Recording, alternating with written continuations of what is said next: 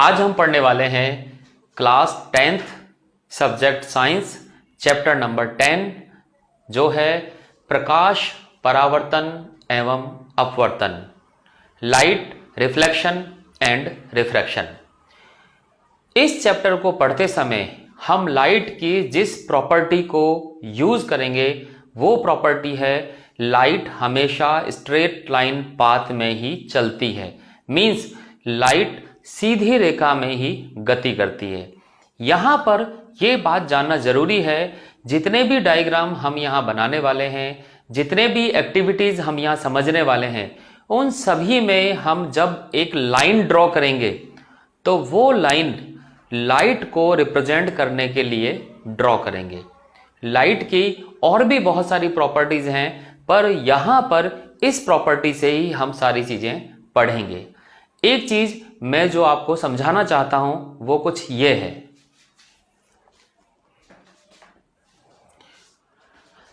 इस डायग्राम में हमने लाइट का सोर्स एक कैंडल यानी कि मोमबत्ती दिखा रखी है, सामने एक मिरर है और यहां पर है आई मींस आंख। लाइट कैंडल से निकलकर मिरर से टकराई और आंख में आ गई।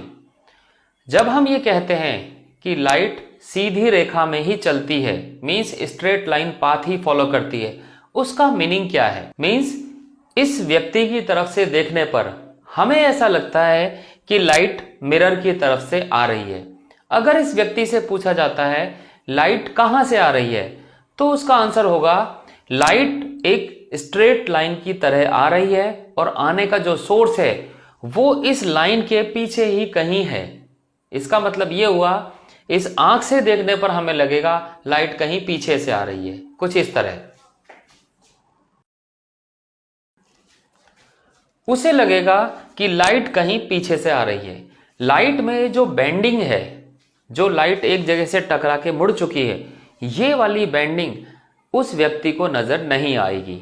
यही हम यहां पर कहना चाहते हैं कि लाइट स्ट्रेट लाइन पाथ में चलती है। इस चैप्टर में हम पढ़ेंगे लाइट का रिफ्लेक्शन मींस परावर्तन, लाइट का रिफ्रैक्शन मींस अपवर्तन, और रिफ्लेक्शन और रिफ्रैक्शन को किस तरह से हम प्लेन मिरर या कर्व मिरर में इस्तेमाल करते हैं, यही सब हम यहाँ पर पढ़ने वाले हैं। अब हम आते हैं इस चैप्टर के पहले टॉपिक पर, वो है प्रकाश का परावर्तन, रिफ्लेक्शन ऑफ लाइट।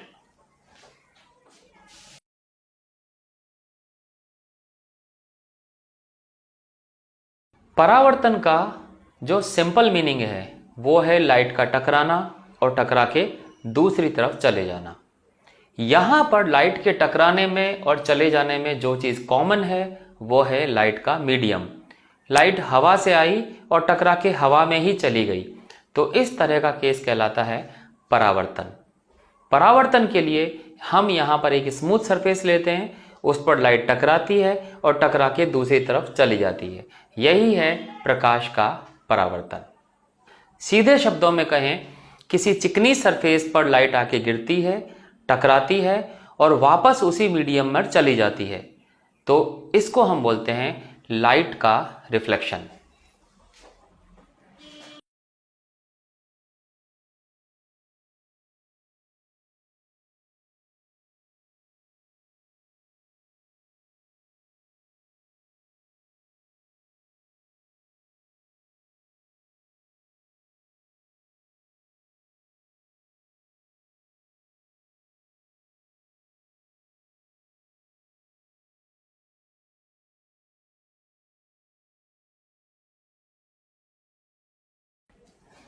यहां हमने लिखा है when light incident on a smooth surface and bounce back into same medium then it is called reflection of light।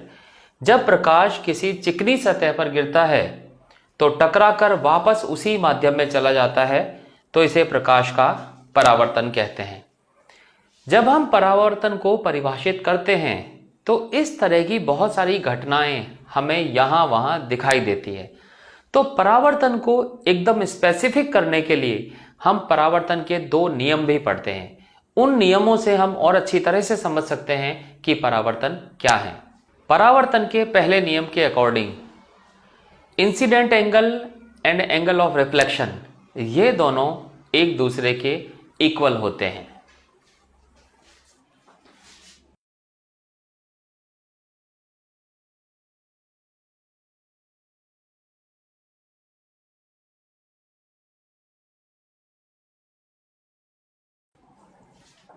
हमने लिखा है incident angle and angle of reflection are same, आपतन कोण एवं परावर्तन कोण एक दूसरे के समान होते हैं। इस नियम को हम हालांकि पहले पिछली क्लासों में पढ़ चुके हैं, पर यहां एक बार फिर से समझते हैं कि यहां पर इंसिडेंट एंगल कौन सा है और एंगल ऑफ रिफ्लेक्शन कौन सा है। इसके लिए हम लाइट के एक रे डायग्राम को समझते हैं।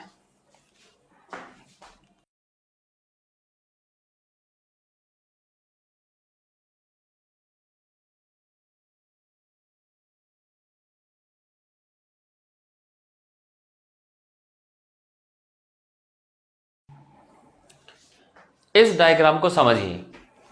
इस डायग्राम में नीचे जो सरफेस है वो है कोई भी स्मूथ सरफेस, जैसे कि मिरर। जो ये छोटी छोटी लाइन दिखा रखी है, ये लाइन सरफेस को स्मूथ करने के लिए जो पॉलिश है, ये वो पॉलिश है। बीच में एक स्ट्रेट लाइन है जो इस सरफेस के साथ 90 एंगल पर दिखाई गई है। ये लाइन कहलाती है नॉर्मल, मींस अभिलंब। अभिलंब क्या है, जरा इसको समझते हैं। अभिलंब एक ऐसी लाइन है जो इमेजिनरी है, मींस ये काल्पनिक है, ये सच में नहीं होती है, लेकिन हमें अपनी चीज़ों को समझने के लिए हमें एक लाइन माननी पड़ती है। कुछ इस तरह से, ये मेरा हाथ है जो एक सरफेस है, इस सरफेस पर एक लाइन, वो लाइन बिल्कुल इस तरह से है जैसे कि हाथ पे ये उंगली इस तरह से। तो ऐसा होता है नॉर्मल। ऐसा नॉर्मल हमें मानना पड़ता है कि अगर ये एक शीशा है और इसके ऊपर हमने एक इमेजिनरी लाइन मानी और वो लाइन इस मिरर के साथ 90 एंगल बनाती है, इस लाइन को हम बोलते हैं नॉर्मल या अभिलंब। ये लाइट है आने वाली लाइट। जैसा कि हमने पहले बताया था कि लाइट को हम स्ट्रेट लाइन से रिप्रेजेंट करेंगे, तो ये है आने वाली लाइट, ये है जाने वाली लाइट। आने वाली लाइट का नॉर्मल के साथ एक एंगल बनता है, उस एंगल का नाम है एंगल आई, जिसको कि हम बोलते हैं इंसिडेंट एंगल और हिंदी में बोलेंगे आपतन कोण। उसी तरह से रिफ्लेक्टेड लाइट का नॉर्मल के साथ एंगल बनता है, वो एंगल है आर, वो है एंगल ऑफ रिफ्लेक्शन, मींस परावर्तन कोण। और पहले नियम के अनुसार ये दोनों एंगल सेम होते हैं, means angle I equal to angle are.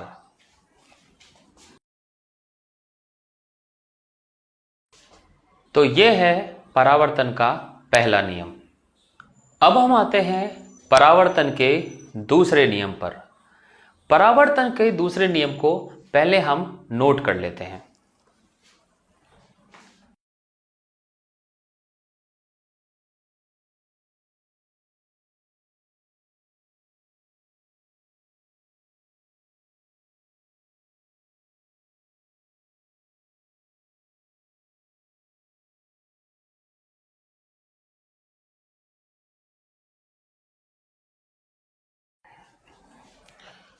इसका स्टेटमेंट है, according to this law incident ray, reflected ray and normal always exist in same plane. इस नियम के अनुसार आपतित किरण, परावर्तित किरण और अभिलंब हमेशा एक ही तल में रहते हैं। इस नियम को हम इस तरह से समझ सकते हैं। अगर हमारे पास एक मिरर है, एक आने वाली लाइट है, एक जाने वाली लाइट है और एक नॉर्मल है। अगर हम अपनी कॉपी के एक पेज को या किसी प्लेन को, प्लेन का मतलब है कोई भी ऐसी चीज जो प्लेन समतल जैसी हो, जैसे कि कॉपी हो सकती है, हमारी किताब हो सकती है, सिंपल मिरर भी एक प्लेन है, लकड़ी का कोई फट्टा हम ले लेते हैं वो भी एक प्लेन है, इस तरह की कोई भी चीज। अगर प्लेन को हम वहां इस तरह से रखें कि नॉर्मल और आने वाली लाइट दोनों की दोनों उस प्लेन के साथ चिपक जाएं, यानी उसी प्लेन में हो। प्लेन में होने का मतलब है जैसे कि यहां इस बोर्ड पर लिखे हुए अक्षर एक प्लेन में हैं, तो अगर आने वाली लाइट और नॉर्मल दोनों उस कॉपी के प्लेन में हैं, तो तीसरी लाइट यानी कि रिफ्लेक्टेड रे वो भी उसी प्लेन में होगी, उससे बाहर निकल के नहीं आ सकती है। ये है इसका तीसरा नियम। इसको हम डायग्राम से कुछ इस तरह से रिप्रेजेंट करते हैं।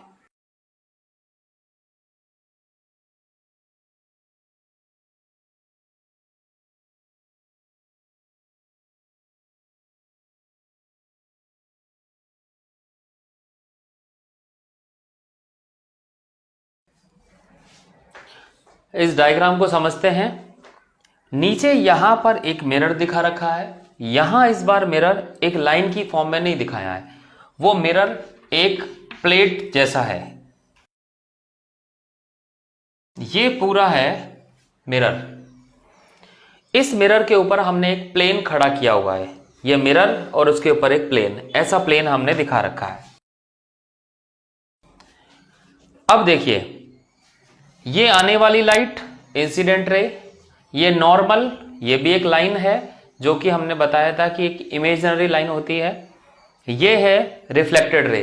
हम देख सकते हैं मिरर के ऊपर जो प्लेन है, मिरर के ऊपर जो प्लेन है, तीनों लाइन इसी प्लेन में रहती हैं, और यही है हमारा second law.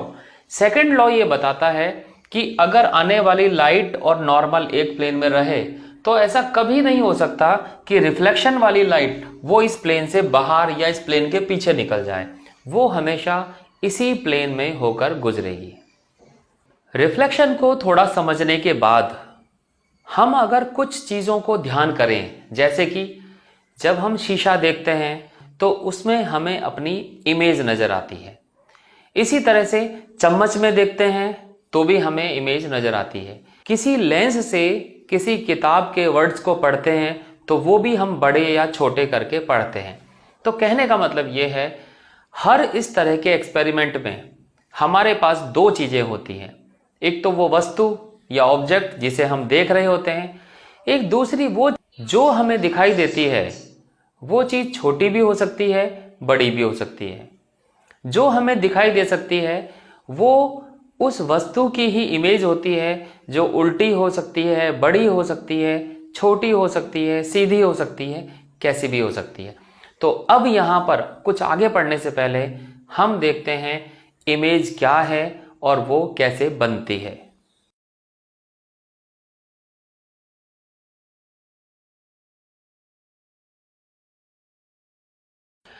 Image formation means प्रतिबिंब निर्माण।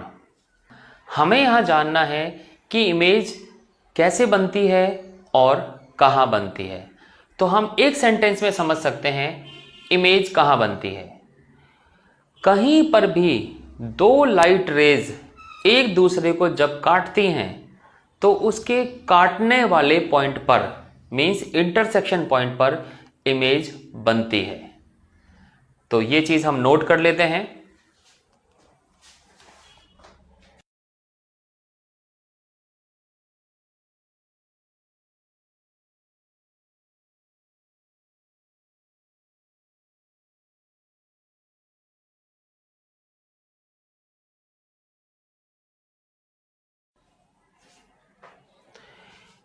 At the point of intersection of light rays, image is formed. प्रकाश किरणें जिस बिंदु पर एक दूसरे को काटती हैं वहां पर प्रतिबिंब बनता है। तो प्रतिबिंब बनने का कारण है लाइट का एक दूसरे को काटना, और जिस जगह पर वो इंटरसेक्शन होता है उसी जगह पर इमेज बनती है। यहाँ पर एक बहुत इंटरेस्टिंग बात है जो अक्सर हम छोड़ देते हैं। हमारे पास हमेशा दो तरह की लाइट रेज होंगी। एक लाइट रिफ्लेक्शन से पहले और एक लाइट होगी रिफ्लेक्शन के बाद।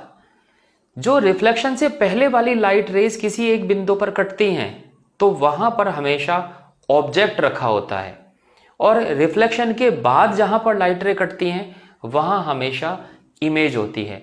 तो हम हर डायग्राम में इंटरसेक्शन पॉइंट को ढूंढेंगे। इंटरसेक्शन पॉइंट ही ऑब्जेक्ट और इमेज की पोजीशन को बताएगा। यह भी यहां गौर करने की बात है, अगर ये इंटरसेक्शन रियल है तो इमेज या ऑब्जेक्ट दोनों रियली होंगे। रियली होंगे का मतलब है सचमुच में वो इमेज और ऑब्जेक्ट होंगे। लेकिन अगर इंटरसेक्शन वर्चुअल है, वर्चुअल मीन्स आभासी, आभासी मीन्स ऐसा सचमुच में नहीं हो रहा है लेकिन हमें ऐसा लगता है कि शायद ऐसा हो रहा है। अगर ये वर्चुअल है तो इमेज और ऑब्जेक्ट दोनों ही वर्चुअल होंगे। इस बात को थोड़ा और समझते हैं। एक वर्ड आया यहां पर रियल, एक वर्ड आया वर्चुअल। रियल मीन्स वास्तविक, वर्चुअल मीन्स काल्पनिक। रियल या वास्तविक, इसका मतलब है जो वस्तु सच में हमारे सामने रखी है, जिसको हम छू सकते हैं, देख सकते हैं, किसी और को दिखा सकते हैं, इस तरह की चीज होगी रियल यानी कि वास्तविक। ऐसे केस में पॉइंट ऑफ इंटरसेक्शन सच में बनेगा और वो एग्जिस्ट करेगा। दूसरा वर्ड आया वर्चुअल। वर्चुअल मीन्स आभासी या काल्पनिक। ये एक इस तरह का ऑब्जेक्ट है जिसको सिर्फ वो देख सकता है जो उसके सामने है। वो वास्तव में ऐसा नहीं है, लेकिन उसके आंखों के अंदर जो इमेज बन रही है, उस इमेज से उसको ये एहसास होगा कि वो सामने वस्तु रखी है या सामने इमेज बन रही है। लेकिन कोई दूसरा उस इमेज को अपनी जगह से खड़े होकर नहीं देख सकता है। इस तरह की जो चीज है वो वर्चुअल चीज होगी।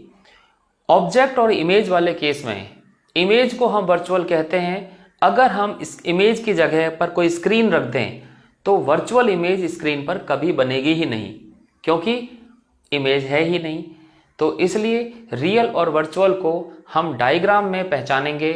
अगर इंटरसेक्शन रियल है तो रियल इमेज, अगर इंटरसेक्शन वर्चुअल है यानी कि सच में नहीं हो रहा है तो वो वर्चुअल या आभासी इमेज कहलाएगी। रियल और वर्चुअल वर्ड्स को हम एक डायग्राम से समझते हैं।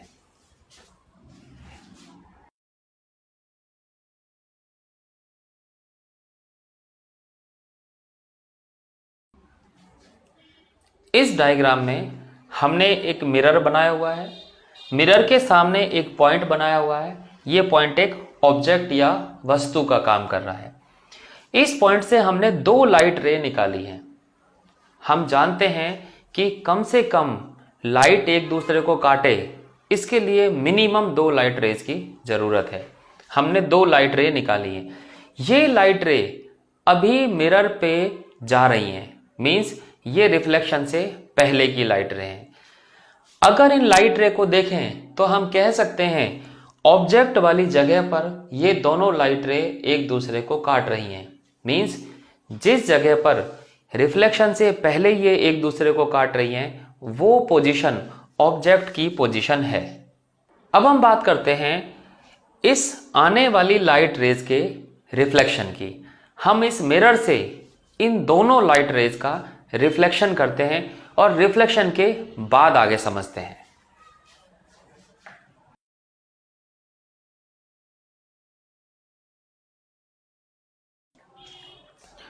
यहां पर हम देख सकते हैं पहली लाइट रे का रिफ्लेक्शन हमने किया ऊपर की तरफ और दूसरी लाइट रे का रिफ्लेक्शन नीचे की तरफ।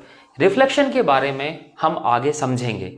फिलहाल हम समझ रहे हैं रियल इमेज और वर्चुअल इमेज के बारे में। इन रिफ्लेक्टेड लाइट को जब हम देखते हैं तो हम कह सकते हैं ये लाइट रे चाहे कितनी भी आगे चली जाएं, ये कभी भी एक दूसरे को काट नहीं सकती है, क्योंकि दोनों एक दूसरे से दूर होती जा रही हैं। तो एक चीज बहुत क्लियर है, यहां पर रियल या वास्तविक इमेज नहीं बन सकती। लेकिन जो व्यक्ति इस लाइट रे को देखेगा, रिफ्लेक्टेड वाली लाइट रेज को देखेगा, तो उनको ऐसा लगेगा कि लाइट सीधी लाइन में चलती है, तो उस हिसाब से कहीं पीछे से ये लाइट रे आ रही होंगी, ऐसा लगेगा। और इसी तरह से नीचे वाली लाइट रे को देखने पर भी लगेगा कि ये भी शायद कहीं पीछे से आ रही होंगी। और इस तरह से देखने वाले को ऐसा ये महसूस होगा कि इस पॉइंट पर लाइट रे एक दूसरे को काट रही हैं। तो ऐसी स्थिति में बाहर जो चीज रखी है उसकी इमेज हमें सामने नजर आएगी। तो ये है इमेज और ये है ऑब्जेक्ट, ये वस्तु और ये प्रतिबिंब। इस तरह से बनने वाला प्रतिबिंब एक वर्चुअल या आभासी प्रतिबिंब होगा, मीन्स काल्पनिक होगा।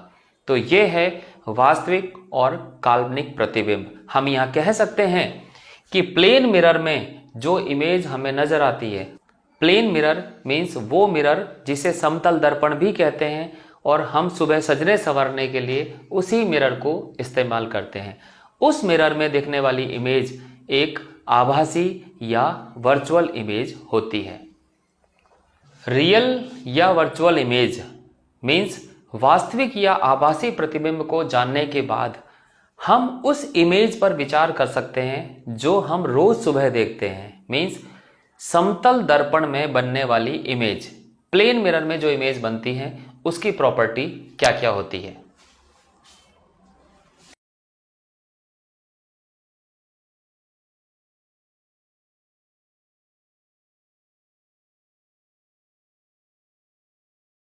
प्लेन मिरर में जो इमेज बनती है उसकी प्रॉपर्टी हम खुद समझ सकते हैं। पहली प्रॉपर्टी, क्या हम उस इमेज को छू सकते हैं या किसी दीवार पर उस इमेज को बना सकते हैं? जवाब है हम ऐसा नहीं कर सकते। इसका मतलब ये हुआ वो एक वर्चुअल या आभासी इमेज है।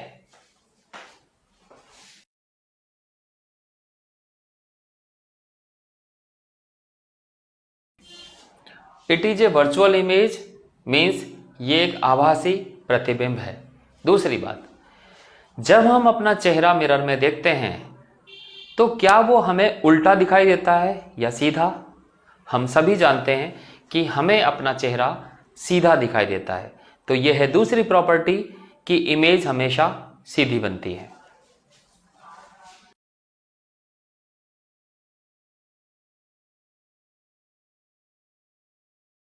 अब आते हैं हम इसकी तीसरी प्रॉपर्टी पर।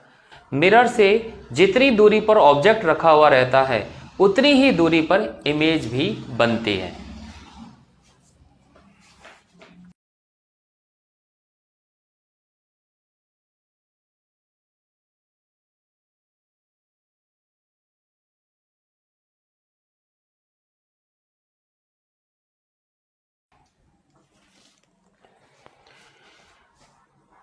चौथी प्रॉपर्टी को समझने के लिए कल्पना कीजिए कि आप अपने फ्रेंड के सामने खड़े हैं, दोनों का मुंह एक दूसरे की तरफ है।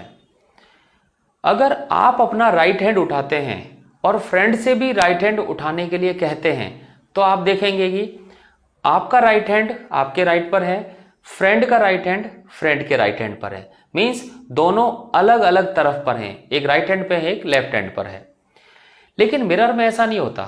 मिरर की इमेज बिल्कुल आपके उसी फ्रेंड की तरह है, लेकिन जब आप अपना राइट हैंड उठाते हैं तो मिरर में जो इमेज बनती है उसका लेफ्ट हैंड उठता है। इस तरह की इमेज की खास बात होती है, हमारे राइट हैंड की सारी चीजें इमेज की लेफ्ट हैंड की चीजें होती हैं। इस तरह की बनने वाली इमेज को बोलते हैं पार्श्व प्रतिबिंब, यानी कि लेटरल डिस्प्लेसमेंट। इस तरह की इमेज में ऑब्जेक्ट उल्टी तो नहीं बनती। उल्टी मीन्स जो सिर है वो पैर की तरफ आना और पैर सिर की तरफ आना। ये इस तरह का उल्टा नहीं होता, लेकिन ये लेफ्ट राइट वाला उल्टा होता है। तो इस तरह से लेटरल डिस्प्लेसमेंट यहां पर पता चलता है।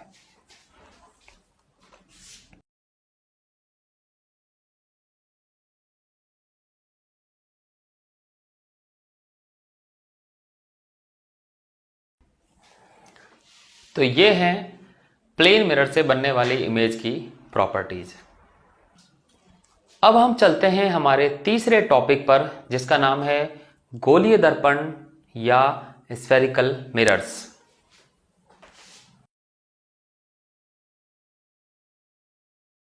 हमने इससे पहले प्लेन मिरर की बात की। पहले हम समझते हैं कि प्लेन मिरर क्या है और कैसे बनता है, उसके बाद हम आएंगे स्फेरिकल मिरर्स पर।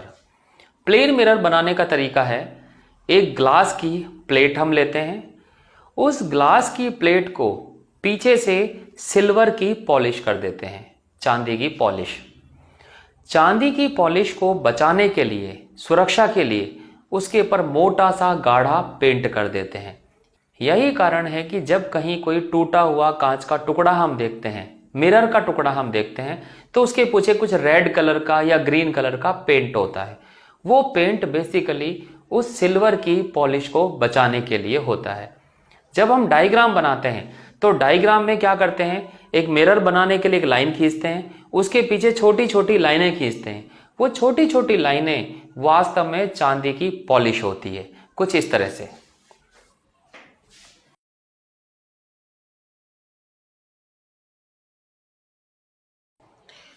इस डायग्राम में ये प्लेन मिरर बनाया गया है, इसके पीछे की तरफ ये पॉलिश की गई है। तो ये छोटी छोटी लाइनें हैं, ये पॉलिश को रिप्रेजेंट करती हैं।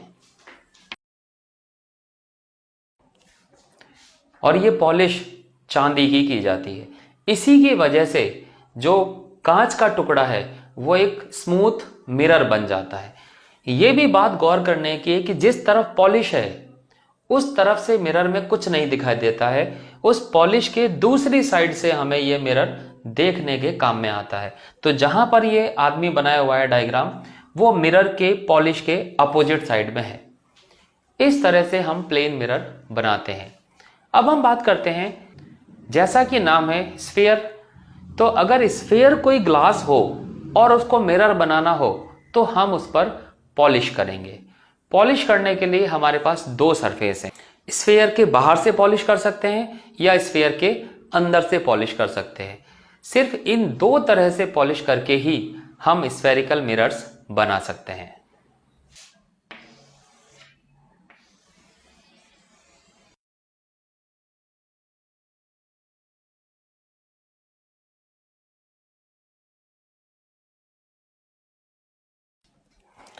यहां हम देख सकते हैं 3 स्फीयर्स बनाए गए हैं। जो पहला है वो सिंपल कांच है, यानी ग्लास का बना हुआ एक स्फीयर है जो कि हॉलो स्फीयर है, खोखला गोला है। अगर इस खोखले स्फीयर को बाहर से पॉलिश कर दें तो डायग्राम कुछ ऐसा नजर आएगा, और अगर अंदर से पॉलिश कर दें तो डायग्राम कुछ ऐसा नजर आएगा। तो यहां पर हम देख चुके हैं एक स्फीयर है, उसके दो तरह से हम उसको पॉलिश कर सकते हैं, बाहर से या अंदर से। अगर हम बाहर से पॉलिश करेंगे तो हम अंदर से इसको हम चेहरा देखने के लिए इस्तेमाल कर सकते हैं, और अगर अंदर से पॉलिश करेंगे तो इसको बाहर से चेहरा देखने के लिए इस्तेमाल कर सकते हैं। इस तरह से पॉलिश करने वाली सरफेस को चेंज करके हम दो तरह के स्फेरिकल मिरर्स बना सकते हैं। तो एक बात यहां क्लियर है, किसी भी स्फीयर से बनने वाला मिरर स्फेरिकल मिरर होता है।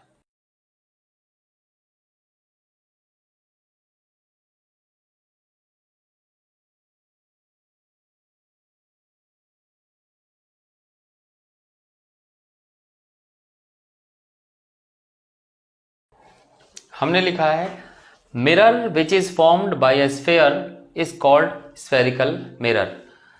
किसी भी कांच के गोले से बनने वाला दर्पण ही गोलीय दर्पण कहलाता है। तो यहां पर स्फेरिकल मिरर दो तरह से बनाए जा सकते हैं, और उन दो तरह से ही उनके दो नाम हम रखेंगे। एक होगा कनकेव मिरर और एक होगा कॉन्वेक्स मिरर। अब हम दोनों तरह के मिरर को अलग अलग समझते हैं।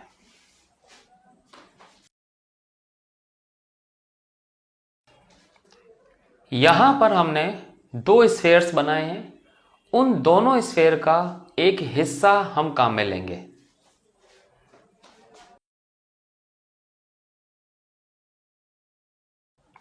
हम यहां देख सकते हैं हमने पूरे स्फीयर का इस्तेमाल नहीं किया, हमने स्फीयर के एक छोटे से हिस्से का इस्तेमाल किया।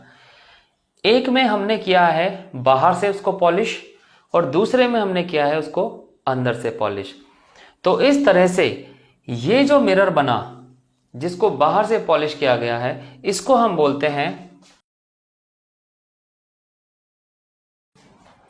अवतल दर्पण या कनकेव मिरर। और जिसको अंदर से पॉलिश किया जाता है तो उसको देखने की जगह होगी दूसरी तरफ से, इसको हम बोलेंगे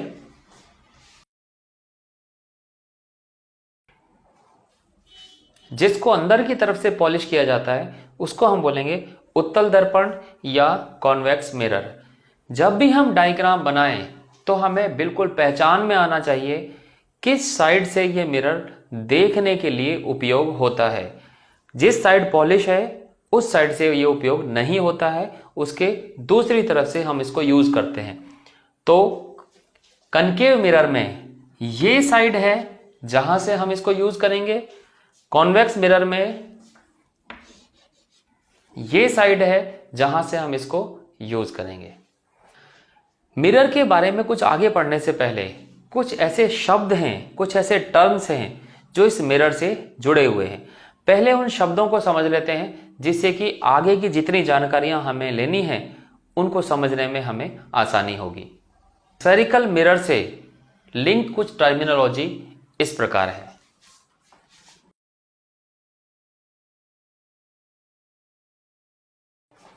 यह है कनकेव मिरर मींस अवतल दर्पण। मिरर सामने से देखने पर यह मिरर आपको एक गोल डिश जैसा नजर आएगा। उसका जो सेंटर पॉइंट होगा वो कहलाता है पोल या ध्रुव।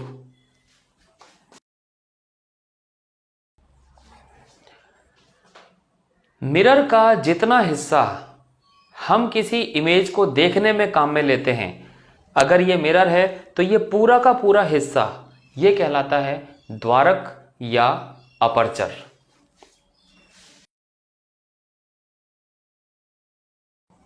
यहां पर हमने लिखा है ए बी को अगर हम द्वारक या अपर्चर बोलते हैं तो ऊपर से लेकर नीचे तक पूरा सर्कुलर हिस्सा ही अपर्चर होता है।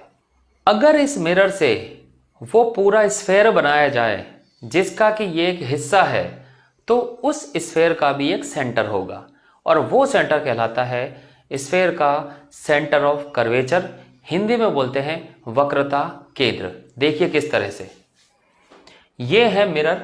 इस मिरर को अगर पूरा स्फेयर बनाया जाए तो कुछ इस तरह से बनेगा। ये बना पूरा स्फेयर, इस स्फेयर का भी एक सेंटर होगा। ये सी हुआ इस स्फेयर का सेंटर। इस सी को बोलते हैं सेंटर ऑफ कर्वेचर मींस वक्रता केंद्र।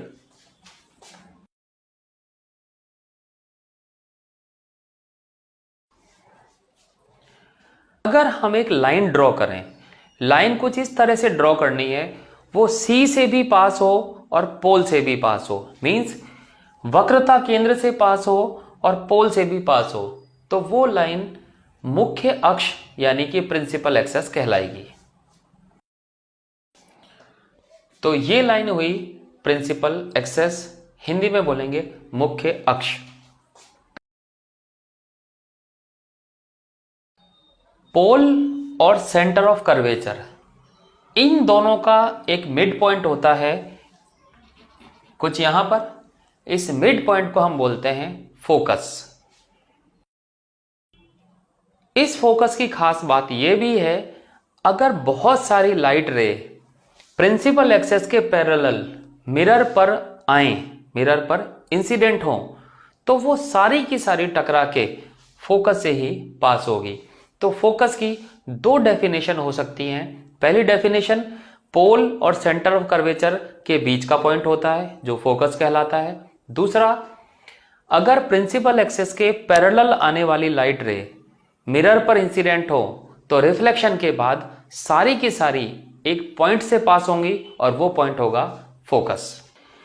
इस स्फेयर की कोई रेडियस भी होगी, तो हम देख सकते हैं सी से लेकर पी तक स्फेयर की रेडियस होगी और उसको हम बोलेंगे रेडियस आर। नाम होगा रेडियस ऑफ कर्वेचर।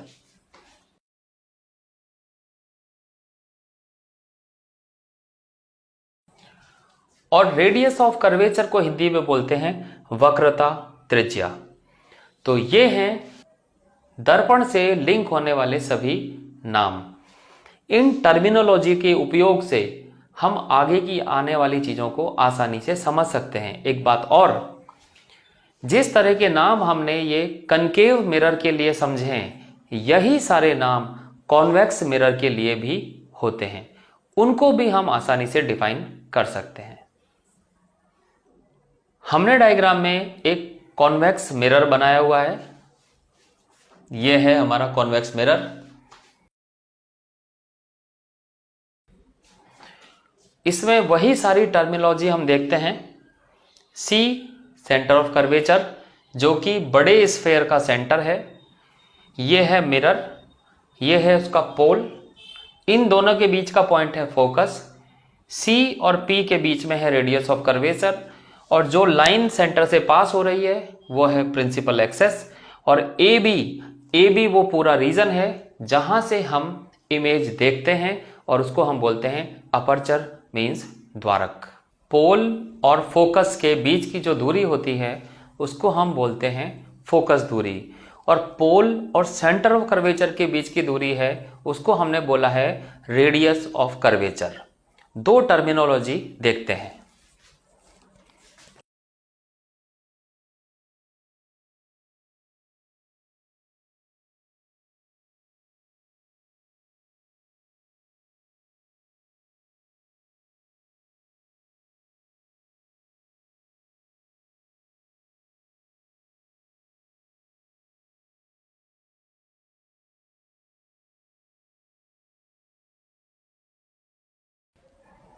हमने अभी बात की distance between pole and focus is focal length f, and ध्रुव P व फोकस F के मध्य दूरी फोकस दूरी कहलाती है।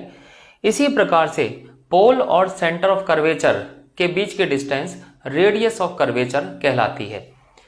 जब ये पॉइंट फोकस यानी F P और C के बीच में है तो जरूर फोकस दूरी और रेडियस ऑफ कर्वेचर के बीच में कोई रिलेशन होना चाहिए।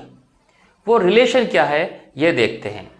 हमने कहा कि दोनों के बीच का पॉइंट फोकस है, तो पोल से फोकस की दूरी और पोल से सेंटर ऑफ कर्वेचर की दूरी, उनके बीच में है फोकस दूरी। इससे हम कह सकते हैं फोकल लेंथ रेडियस की आधी होती है।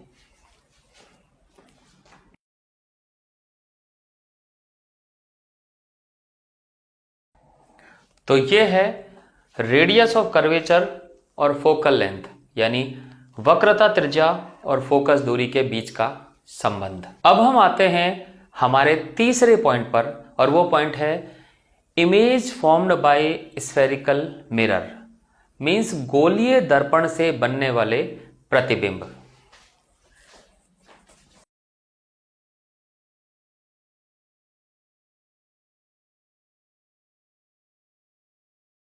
इस टॉपिक को समझने के लिए हम इस टॉपिक को 3 हिस्सों में बांटेंगे।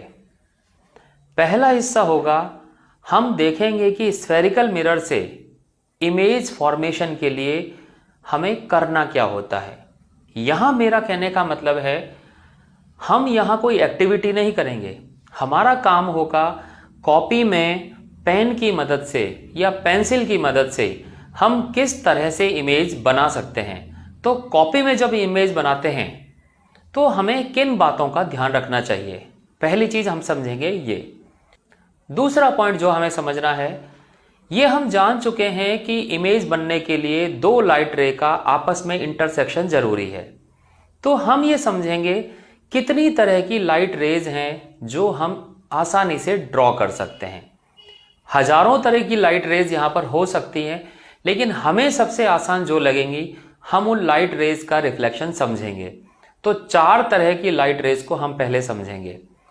उसके बाद हम आएंगे image formation by spherical mirror, और स्फेरिकल मिरर से यहां पर हमारा मतलब है कॉन्वेक्स मिरर भी और कनकेव मिरर भी। तो सबसे पहले हम आते हैं अपने पहले पॉइंट पर, वो है इमेज फॉर्मेशन के लिए किन बातों का ध्यान रखना जरूरी है।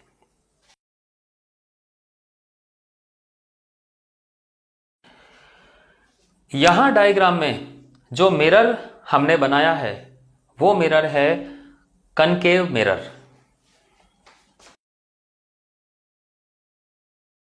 इमेज बनाने के लिए हमें कोई लाइट रे इस मिरर पर आती हुई दिखानी होगी। हम एग्जाम्पल के लिए एक लाइट रे मान लेते हैं। हमने एक लाइट रे बना ली है। हमेशा ध्यान रखिए, लाइट रे बनाने के बाद उस पर एक तीर का निशान हमें बनाना है। ये इसलिए जरूरी है जिससे कि लाइट रे और बाकी लाइन में हम फर्क दिखा सकें। यहां पर एक लाइन दिखाई हुई है, ये है प्रिंसिपल एक्सेस, मुख्य अक्ष, ये C centre of curvature, F focus और पी पोल। इस लाइन को बनाने के बाद हमें यह देखना है कि ये लाइन किस पॉइंट पर मिरर से मिलती है। तो यहां पर हमारा पॉइंट है ए। उसके बाद हमें ए पॉइंट पर एक नॉर्मल ड्रॉ करना होगा। नॉर्मल के बारे में हम जानते हैं, नॉर्मल एक काल्पनिक रेखा होती है, इमेजिनरी लाइन होती है और स्फेरिकल सरफेस पर हमें ये नॉर्मल ड्रॉ करना है। हम जानते हैं, जैसा कि हमने मैथ्स में ज्योमेट्री में पढ़ा है, किसी भी स्फेयर के ऊपर किसी पॉइंट पर कोई परपेंडिकुलर लाइन ड्रॉ की जाती है तो वो परपेंडिकुलर लाइन उसके सेंटर से पास होती है। और जो नॉर्मल हम ए पॉइंट पर बनाने वाले हैं वो नॉर्मल भी सरफेस के परपेंडिकुलर ही होता है, इसलिए यहां से बनने वाला नॉर्मल इसके सेंटर सी से पास होना चाहिए। तो दूसरा काम है, हमें नॉर्मल ड्रॉ करना है।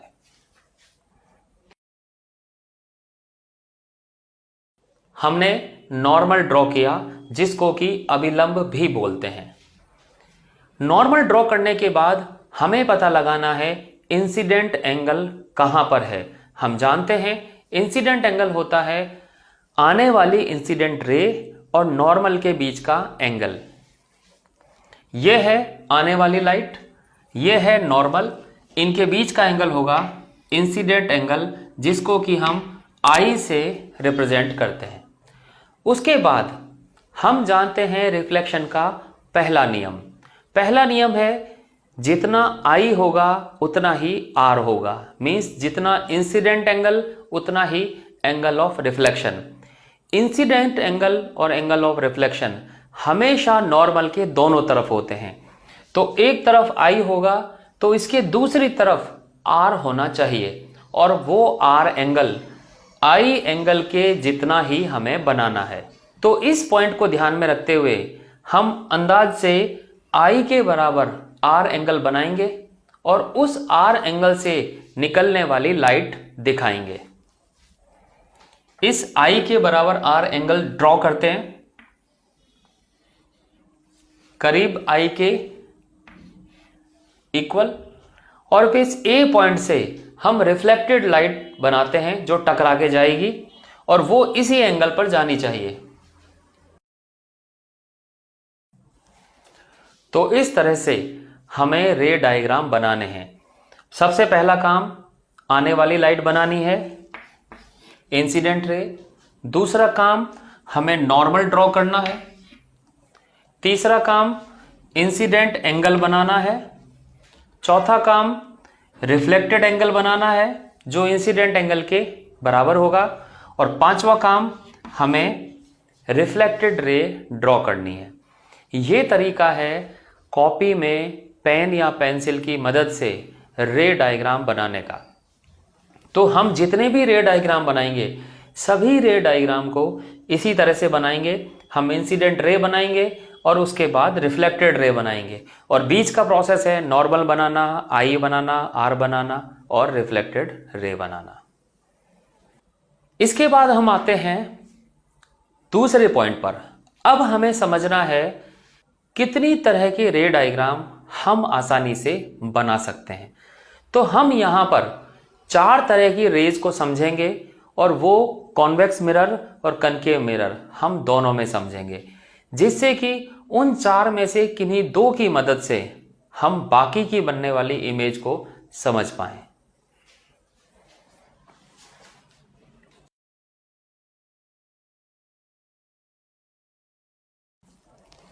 हम बात करने वाले हैं 4 स्पेसिफिक टाइप की रेज की।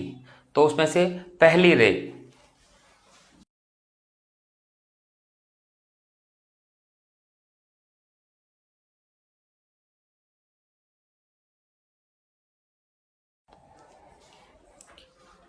हमने ली है light ray parallel to principal access, मुख्य अक्ष के समांतर अगर कोई लाइट रे आएगी तो रिफ्लेक्शन कैसे होगा और रिफ्लेक्शन के बाद क्या होगा। सबसे पहले हम बात करते हैं कनकेव मिरर के लिए।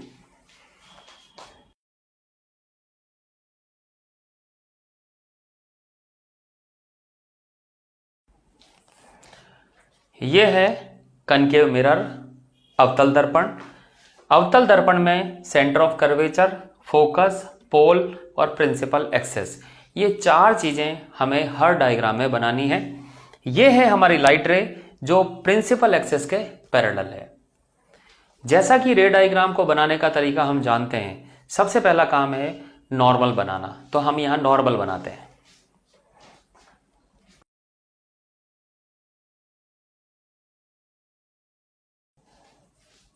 तो ये बनाया हमने नॉर्मल, और हम जानते हैं स्फेरिकल सरफेस के किसी पॉइंट पर बनने वाला नॉर्मल सेंटर सी से पास होता है। उसके बाद हम बनाते हैं इंसिडेंट एंगल। इंसिडेंट एंगल बनाया जो कि इंसिडेंट रे और नॉर्मल के बीच का एंगल होता है। इतने ही एंगल को हम दूसरी तरफ बनाएंगे तो बनेगा एंगल ऑफ रिफ्लेक्शन आर। ये आर बन गया। अब इस लाइट रे को हम उतने ही एंगल पर बना देते हैं। तो इस तरह से हम देखते हैं, ये है इंसिडेंट रे, ये है रिफ्लेक्टेड रे, और इस रे से जो बात हमें समझ में आती है वो है प्रिंसिपल एक्सेस के पैरेलल आने वाली लाइट रे रिफ्लेक्शन के बाद मिरर के फोकस से पास होती है।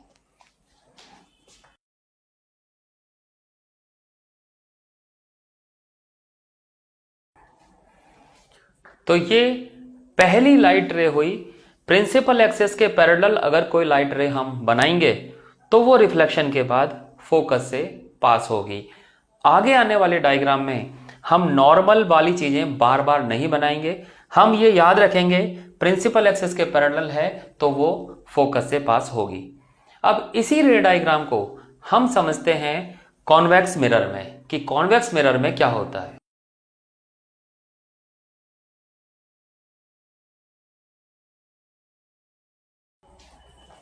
डायग्राम में एक कॉन्वेक्स मिरर दिखाया गया है जिसमें पोल, फोकस और centre of curvature, principal axis हमने शो किए हुए हैं। इसमें हम देख सकते हैं पॉलिश जिस तरफ से है वो है स्फेयर के अंदर वाली साइड। पहले की ही तरह हमने एक लाइट रे ड्रॉ की है जो कि प्रिंसिपल एक्सेस के पैरेलल है। दूसरा काम, अब हम यहां पर एक नॉर्मल ड्रॉ करेंगे। जिस पॉइंट पर लाइट टकराती है उस पॉइंट पर नॉर्मल। ये हमने नॉर्मल ड्रॉ किया, नॉर्मल सेंटर से पास होता है। अब हमें देखना है इंसिडेंट एंगल कहां पर है। इंसिडेंट एंगल होता है इंसिडेंट रे और नॉर्मल के बीच का angle. This is I, incident angle. अब हमें ड्रॉ करना है एंगल ऑफ रिफ्लेक्शन कहां होगा। हम जानते हैं जिस तरफ से इंसिडेंट लाइट आती है नॉर्मल के दूसरी तरफ से रिफ्लेक्टेड लाइट बनाई जाती है। तो यह है नॉर्मल, नॉर्मल के दूसरी तरफ यहां पर कहीं हमें रिफ्लेक्टेड लाइट बनानी है। तो इसी एंगल के बराबर एंगल बनाते हुए हम लाइट बनाते हैं। ये लाइट होगी रिफ्लेक्टेड लाइट। हम देख सकते हैं लाइट आने वाली और जाने वाली दोनों मिरर के एक ही साइड में है। जो रिफ्लेक्टेड लाइट है वो अब आगे जाएगी तो कहीं से भी फोकस से पास नहीं होगी। लेकिन यहां पर गौर करने वाली बात है, क्योंकि लाइट स्ट्रेट लाइन होती है, तो अगर इस लाइट को स्ट्रेट लाइन कर दिया जाए कुछ इस तरह से, तो हम देखते हैं कि ये लाइट फोकस से पास होती हुई लगती है। तो इस मिरर में, कॉन्वेक्स मिरर में जो लाइट है वो ऐसा लगता है कि फोकस से पास हो रही है, लेकिन रियलिटी में ये फोकस से पास नहीं होती है। तो हम कह सकते हैं प्रिंसिपल एक्सेस के पैरेलल आने वाली लाइट कॉन्वेक्स मिरर में फोकस से पास होती हुई लगती है।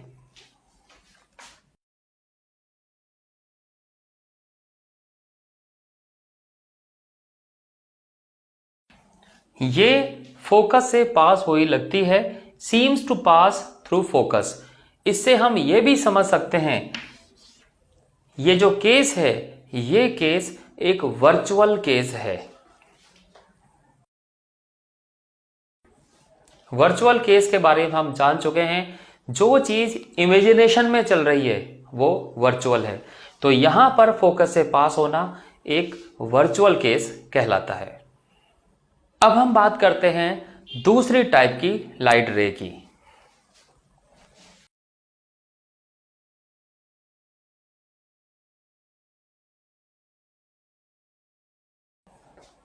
दूसरी लाइट रे है light rays incident on focus. ऐसी लाइट जो डायरेक्ट मिरर के फोकस पर ही आ रही हो, तो उस लाइट का रिफ्लेक्शन के बाद क्या होता है ये समझते हैं। और इसके लिए पहले हम लेते हैं कनकेव मिरर।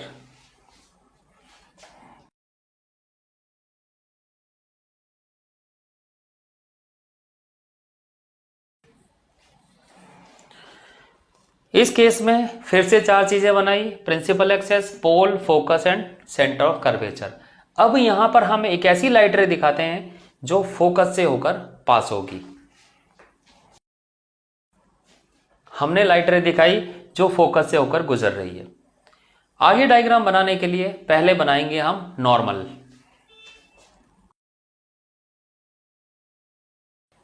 ये बनाया हमने नॉर्मल जो कि सी से पास होगा। अगर आपसे फ्री हैंड नॉर्मल नहीं बनता है तो अच्छा है कि हम उसके लिए कंपास, स्केल इन सब की मदद से बना सकते हैं। अब हम बनाएंगे इंसिडेंट एंगल। लाइट रे और नॉर्मल के बीच का एंगल होगा इंसिडेंट एंगल आई। इतने ही एंगल पर दूसरी तरफ लाइट रे हम भेजेंगे। आई के इक्वल आर एंगल बनाया और लाइट रे भेज दी। और ये लाइट रे है रिफ्लेक्टेड लाइट रे जो कि प्रिंसिपल एक्सेस के पैरेलल है। तो हम देख सकते हैं कोई भी लाइट रे फोकस से आती है तो रिफ्लेक्शन के बाद प्रिंसिपल एक्सेस के पैरेलल होकर जाती है।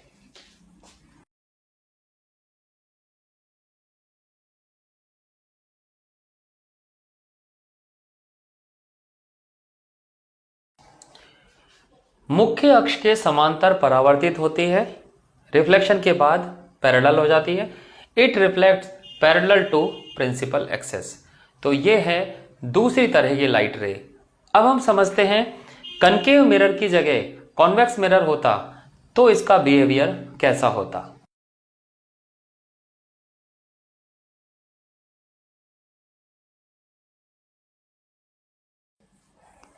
यहां पर हमने बनाया है कॉन्वेक्स मिरर। फिर से 4 चीजें, pole, focus, centre of curvature and principal axis. अब हमें ऐसी लाइट रे बनानी है जो फोकस से पास हो। यहां सोचने की बात यह है लाइट आएगी लेफ्ट डायरेक्शन से, क्योंकि मिरर को पॉलिश किया गया है राइट हैंड साइड से। तो मिरर की पॉलिश के अपोजिट साइड से लाइट आनी है। लाइट फोकस तक तो जा ही नहीं सकती है। तो ऐसे केस में जब लाइट फोकस तक जा नहीं सकती है तो हम कहेंगे जा नहीं सकती पर जाती हुई लग तो सकती है। तो यहां पर जो लाइट इंसिडेंट होगी वो पहले से ही वर्चुअल केस में चलेगी। देखिए किस तरह से। इस लाइट को देखिए, अगर इस लाइट को आगे बढ़ाया जाए तो ये फोकस से होकर गुजर जाएगी। कहने का मतलब है ये केस पहले से एक वर्चुअल केस है, यानी आभासी केस कहेंगे, क्योंकि जो लाइट है वो फोकस से गुजरेगी नहीं, सिर्फ ऐसा लगेगा कि वो फोकस से जा रही है। उसके बाद हमें इस पॉइंट पर एक नॉर्मल बनाना है। ये बन गया नॉर्मल। उसके बाद इंसिडेंट एंगल बनाना है। आने वाली लाइट और नॉर्मल के बीच का एंगल ये होगा एंगल ऑफ इंसिडेंस। नॉर्मल के दूसरी तरफ एंगल ऑफ रिफ्लेक्शन बनेगा। तो इसी तरफ ये नॉर्मल के एक तरफ आई हुआ, दूसरी तरफ बनाएंगे आर और उस एंगल पर हम लाइट को रिफ्लेक्ट कर देंगे। तो ये हुई रिफ्लेक्टेड लाइट। हम यहां पर कह सकते हैं ये आने वाली लाइट, ये जाने वाली लाइट। यहां पर लाइट अगर फोकस से जा रही है यानी जाती हुई लग रही है तो रिफ्लेक्शन के बाद ये भी प्रिंसिपल एक्सेस के पैरेलल हो जाएगी। कहने का मतलब ये है इस केस में भी बिहेवियर बिल्कुल वैसा ही होता है जैसा कि कनकेव मिरर में हुआ था, लेकिन फर्क ये है यहां का केस रियल केस नहीं है, ये एक वर्चुअल केस है।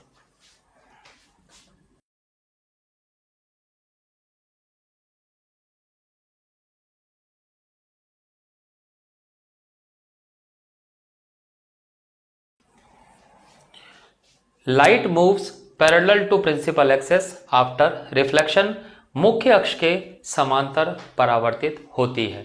तो ये हुआ हमारी दूसरी तरह की लाइट का एनालिसिस। अब हम आते हैं तीसरी टाइप की लाइट रे पर, और ये लाइट रे है वो प्रकाश की किरण जो सीधे पोल पर ही आ रही हो।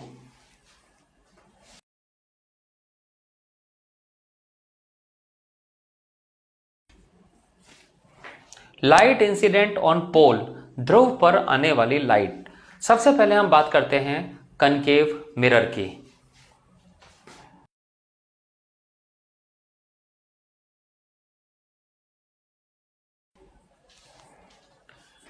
पहले की तरह फिर से डायग्राम बनाया, फिर से 4 चीजें बनाई, pole, focus, centre of curvature and principal axis. ऐसी लाइट इंसिडेंट करनी है जो पोल पर आ रही हो। यह है पोल, दिस इज इंसिडेंट रे। दूसरा काम, पोल पर यानी जिस पॉइंट पर लाइट इंसिडेंट होती है उस पॉइंट पर हमें नॉर्मल बनाना है।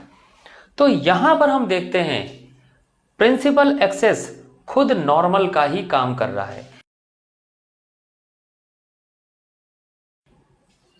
हम देख सकते हैं यहां पर जो प्रिंसिपल एक्सेस है वही नॉर्मल भी है। तो इस केस में इंसिडेंट एंगल होगा आने वाली लाइट और नॉर्मल के बीच का angle, this is incident angle i. इतने ही एंगल पर हम दूसरी तरफ लाइट को रिफ्लेक्ट कर देंगे। तो हम कह सकते हैं अगर लाइट पोल पर इंसिडेंट होती है तो सेम एंगल बनाते हुए दूसरी तरफ निकल जाती है।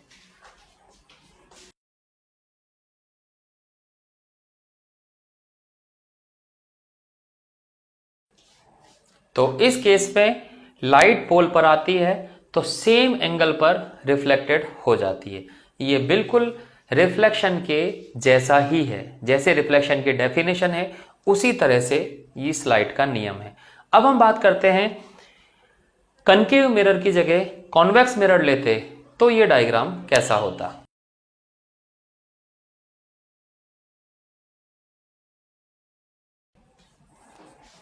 ये है हमारा कॉन्वेक्स मिरर, उत्तल दर्पण। फिर से 4 चीजें हैं, principal axis, pole, focus and C. Light incident करते हैं पोल पी पर। पहले की तरह अब पी पॉइंट पर नॉर्मल बनाना है और हम जान चुके हैं पी पॉइंट पर जो नॉर्मल है वो प्रिंसिपल एक्सेस खुद होता है। तो यहां पर एंगल बनाते हैं, इसी एंगल पर लाइट को रिफ्लेक्ट भी करना है। तो ये है रिफ्लेक्टेड लाइट। तो ये तीसरी टाइप की लाइट रे कॉन्वेक्स मिरर में और कनकेव मिरर में सेम तरह का बिहेवियर रखती है। मींस जिस एंगल पर जाती है उसी एंगल पर दूसरी तरफ चली जाती है।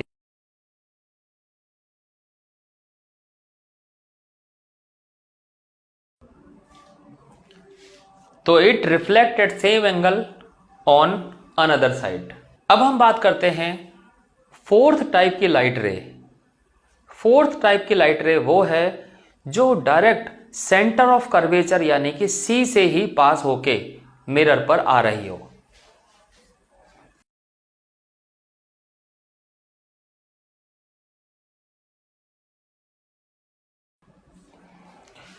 Light incident through C means centre of curvature, C से होकर आने वाली लाइट। सबसे पहले हम बात करते हैं कनकेव मिरर के लिए।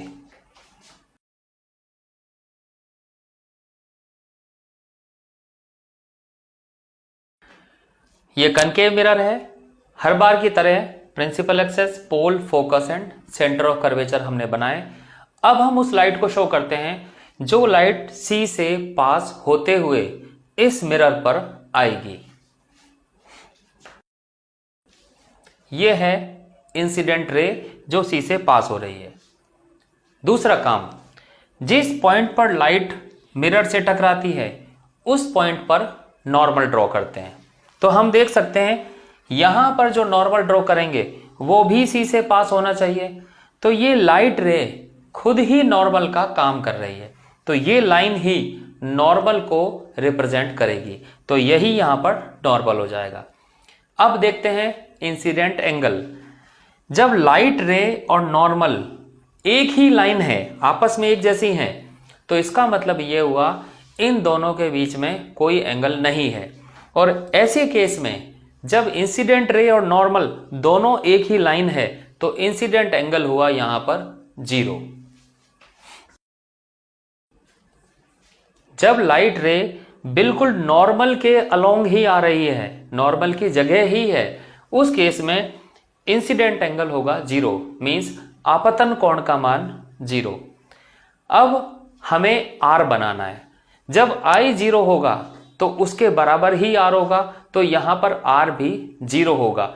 इसका मतलब लाइट जिस रास्ते से आई है उसी रास्ते से वापस भी चली जाएगी।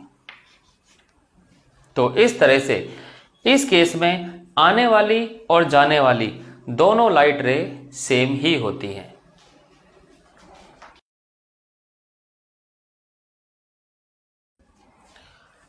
Reflected light is along the incident ray. हम ये भी कह सकते हैं लाइट अपने पाथ को रिट्रेस करती है, तो जैसे आई है टकरा के वैसे ही चली जाएगी। अब हम बात करते हैं कि अगर हम इसकी जगह कॉन्वेक्स मिरर लेते, उत्तल दर्पण, तो क्या होता।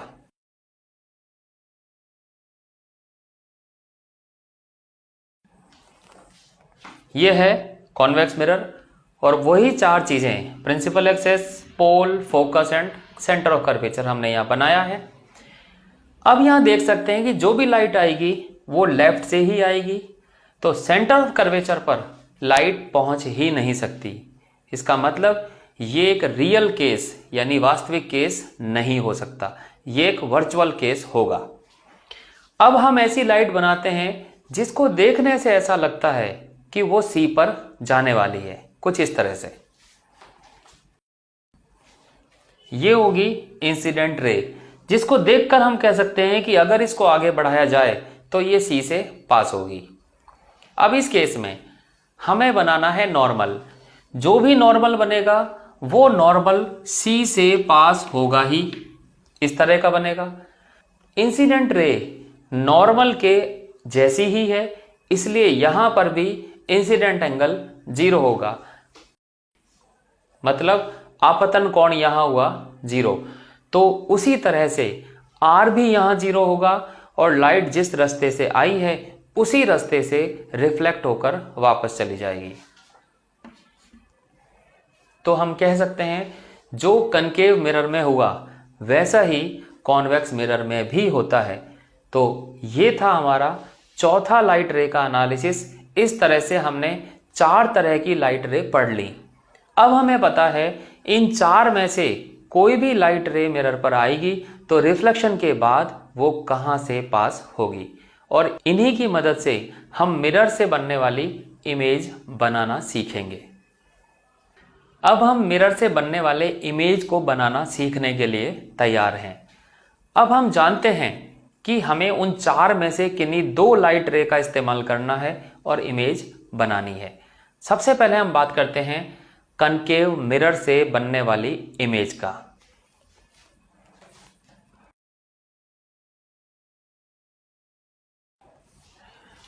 यहां हर इमेज के लिए हम 4 चीजों को जानेंगे। पहली चीज, ऑब्जेक्ट कहां रखा हुआ है, मीन्स वस्तु किस जगह पर हमने रखी है। दूसरी चीज, इमेज जो बनी वो कहां पर बनी, मीन्स उसकी लोकेशन। तीसरी चीज, इमेज का साइज कितना है, वो ऑब्जेक्ट के बराबर है या ऑब्जेक्ट से छोटा या बड़ा है। और चौथी चीज, इमेज का नेचर, नेचर मीन्स वो सीधी है, उल्टी है, इस तरह की चीजें।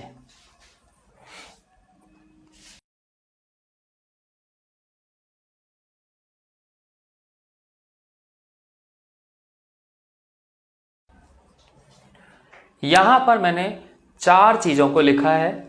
पहला ऑब्जेक्ट की पोजीशन, दूसरा इमेज की पोजीशन, तीसरा इमेज का साइज और चौथा इमेज का नेचर।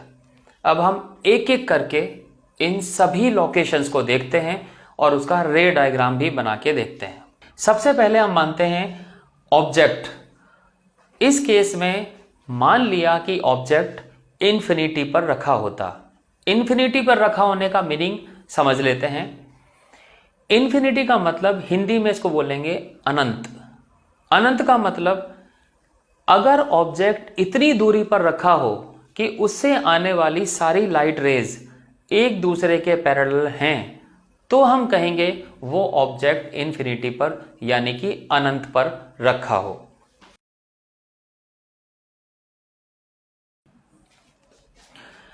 डायग्राम में समझते हैं इन्फिनिटी किस तरह से रिप्रेजेंट करते हैं।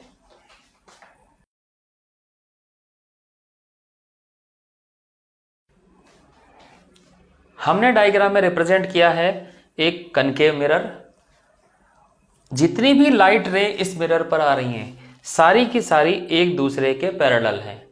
तो हम कह सकते हैं कि ऐसी स्थिति में जो ऑब्जेक्ट है यानी वस्तु, वो इनफाइनाइट दूरी पर रखी हुई है, मींस अनंत दूरी पर रखी हुई है। हमने यहां पर बाकी सारे पॉइंट्स को रिप्रेजेंट कर दिया है। ये पोल है, ये फोकस है, ये सेंटर ऑफ कर्वेचर है, ये प्रिंसिपल एक्सेस है। हमने एक अंदाज के लिए मान लिया कि ये सारी लाइट यहां से आ रही है, तो ये है वस्तु, ऑब्जेक्ट। ये हम जानते हैं प्रिंसिपल एक्सेस के पैरेलल आने वाली लाइट रिफ्लेक्शन के बाद फोकस से पास होती है। ये हमारा पहला नियम है लाइट का। तो यहां पर तो सारी लाइट पैरेलल है, इसलिए सारी लाइट रिफ्लेक्शन के बाद फोकस से पास होंगी कुछ इस तरह से। फोकस ही वो पॉइंट हुआ जहां पर सारी लाइट रे एक दूसरे को इंटरसेक्ट कर रही हैं, और हम जानते हैं लाइट जहां एक दूसरे को काटती है वहीं पर इमेज बनती है। तो ये जो पॉइंट है फोकस पर, यहीं पर हमें इमेज मिल जाएगी।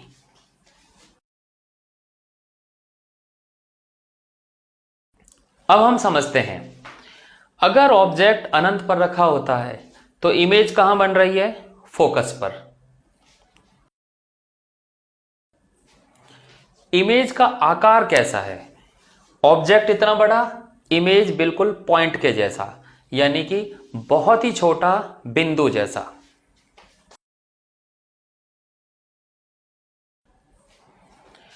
नेचर, प्रकृति की बात करते हैं तो हमें यहां पर 2 चीजें बतानी है। पहली चीज, इमेज जो बनी वो रियल है या वर्चुअल, मीन्स वास्तविक है या आभासी। दूसरी बात, वो उल्टी है या सीधी। देखते हैं, लाइट रे का इंटरसेक्शन अपने आप हुआ है। ऐसा नहीं लग रहा है कि लाइट रे इंटरसेक्ट नहीं करने वाली थी और हमने लाइनें ड्रॉ करके ये करनी पड़ी। ये इंटरसेक्शन रियल है तो इमेज होगी रियल। उल्टा सीधा को चेक करते हैं। जो वस्तु के ऊपर से लाइट निकली है वो लाइट टकराने के बाद गई है नीचे, और जो वस्तु के नीचे वाली लाइट है वो टकराने के बाद गई है ऊपर।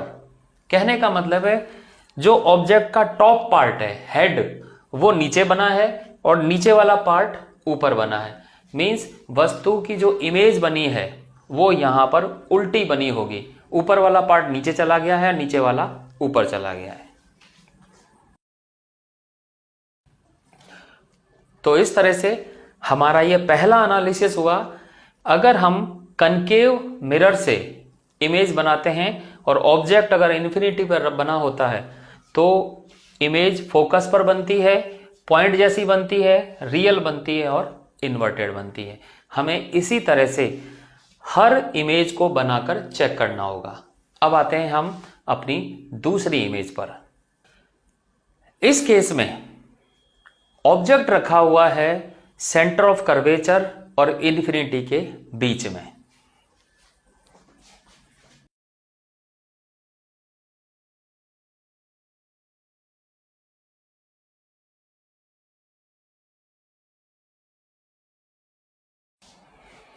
इस डायग्राम में कनकेव मिरर है, ये पोल है, ये फोकस है, ये सेंटर ऑफ कर्वेचर है, ये प्रिंसिपल एक्सेस है। हम देख सकते हैं अगर ये इन्फिनिटी है, अनंत, बहुत ज्यादा दूरी, तो अनंत और सी के बीच में हमने यहां पर एक ऑब्जेक्ट रख दिया है जिसका नाम है ए बी, जो एक तीर के निशान जैसा है। हम इस तीर के निशान का ही प्रतिबिंब बनाएंगे, मीन्स इमेज फॉर्म करेंगे। तो इमेज बनाने के लिए कम से कम 2 लाइट रे की हमें जरूरत है। तो हम 2 लाइट रे ड्रॉ करते हैं। एक हम करते हैं प्रिंसिपल एक्सेस के पैरेलल और दूसरी हम करते हैं फोकस से पास होने वाली। पहली लाइट रे हमने ड्रॉ की प्रिंसिपल एक्सेस के पैरेलल, दूसरी लाइट रे हमने ड्रॉ की फोकस से पास होने वाली। हम जानते हैं प्रिंसिपल एक्सेस के पैरेलल जाने वाली लाइट रे रिफ्लेक्शन के बाद फोकस से पास होती है, कुछ इस तरह। और फोकस से पास होकर आने वाली लाइट रे रिफ्लेक्शन के बाद प्रिंसिपल एक्सेस के पैरेलल हो जाती है, कुछ इस तरह से। अब हमें देखना है रिफ्लेक्शन के बाद दोनों लाइट रे कहां पर काट रही हैं। तो देखिए, ये वाली लाइट रे है रिफ्लेक्शन के बाद और ये वाली लाइट रे है रिफ्लेक्शन के बाद। दोनों रिफ्लेक्शन के बाद की लाइट रे हैं और इस पॉइंट पर ये एक दूसरे को काटती हैं। कौन सा पॉइंट है जिससे ये लाइट रे निकली हैं? वो पॉइंट है बी। बी से ये दोनों लाइट रे निकली हैं, तो हम कह सकते हैं ये पॉइंट बी पॉइंट की इमेज होगी। तो ये बी है, तो हम यहां बना देते हैं बी डैश, ये बी की इमेज बन गई। इसी तरह से हम ए की भी इमेज बनाते हैं, लेकिन ए जो है प्रिंसिपल एक्सेस पर है और वो बी और ए को मिलाने वाली एक ही लाइन है, यानी बी के नीचे है। बी और ए एक ही लाइन में है, तो बी डैश और ए डैश भी एक लाइन में होंगे।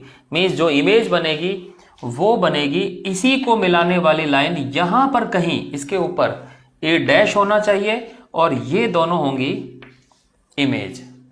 तो इस तरह से इमेज बनेगी। तो हम कह सकते हैं अगर ऑब्जेक्ट इन्फिनिटी और सी के बीच में रखा हो तो इमेज कहां बनेगी? इमेज बनेगी सी और एफ के बीच में।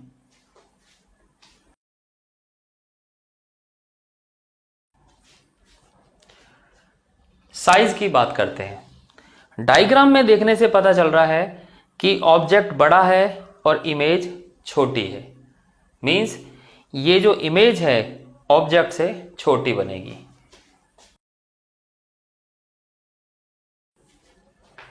नेचर की बात करते हैं।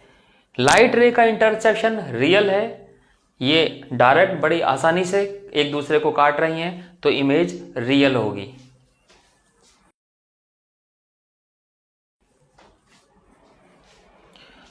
और डायग्राम में एक चीज और पता चलती है, ऑब्जेक्ट ऊपर की तरफ है, इमेज नीचे की तरफ है, मीन्स ये ऑब्जेक्ट से उल्टी इमेज बनी है। तो ये है दूसरा केस, जब ऑब्जेक्ट बियॉन्ड सी हो, सी से पहले कहीं रखा हो, तो इमेज एफ और सी के बीच में बनती है, ऑब्जेक्ट से छोटी होती है, उल्टी होती है और रियल होती है। अब हम आते हैं इसके तीसरे केस में। इस केस में ऑब्जेक्ट रखा हुआ है सेंटर ऑफ कर्वेचर पर ही।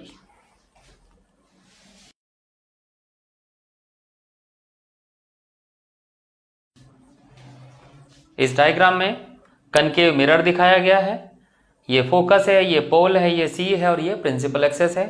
ए बी ऑब्जेक्ट है जो सी पॉइंट पर ही रखा हुआ है। पहले की तरह हमें कम से कम 2 लाइट रे यहां पर निकालनी है। एक लाइट रे हम निकालते हैं प्रिंसिपल एक्सेस के पैरेलल। इस तरह से। दूसरी लाइट रे हम ड्रॉ करते हैं फोकस से पास होने वाली। हम जानते हैं प्रिंसिपल एक्सिस के पैरेलल वाली लाइट रे फोकस से होकर पास होती है कुछ इस तरह से, और जो फोकस से होकर पास हुई है ये रिफ्लेक्शन के बाद प्रिंसिपल एक्सिस के पैरेलल हो जाती है। अब हमें देखना है दोनों रिफ्लेक्टेड लाइट, ये पहली वाली और ये दूसरी वाली, दोनों ने एक दूसरे को कहां काटा है। ये पॉइंट है जहां पर इंटरसेक्शन हुआ है। ये दोनों लाइट रे बी पॉइंट से आई हैं, इसलिए हम कह सकते हैं ये पॉइंट बी की इमेज होगी और इसको हम नाम दे देते हैं बी डैश। और ए के बारे में हम जानते हैं बी डैश को प्रिंसिपल एक्सिस से मिलाने वाली लाइन जो यहां पर बननी है उस लाइन पर ही ए डैश होगा, तो इसको हम ऊपर मिलाएंगे तो यही पॉइंट ए डैश होगा। तो यहां पर ए और ए डैश पॉइंट सेम होंगे। तो कह सकते हैं अगर ऑब्जेक्ट सी पर रखा हो तो इमेज भी सी पर ही बन रही है। साइज की बात करते हैं, जितना साइज ऑब्जेक्ट का है उतना ही साइज इमेज का भी है, यानी कि सेम साइज है। नेचर की बात करते हैं, इंटरसेक्शन रियल है इसलिए इमेज भी रियल है।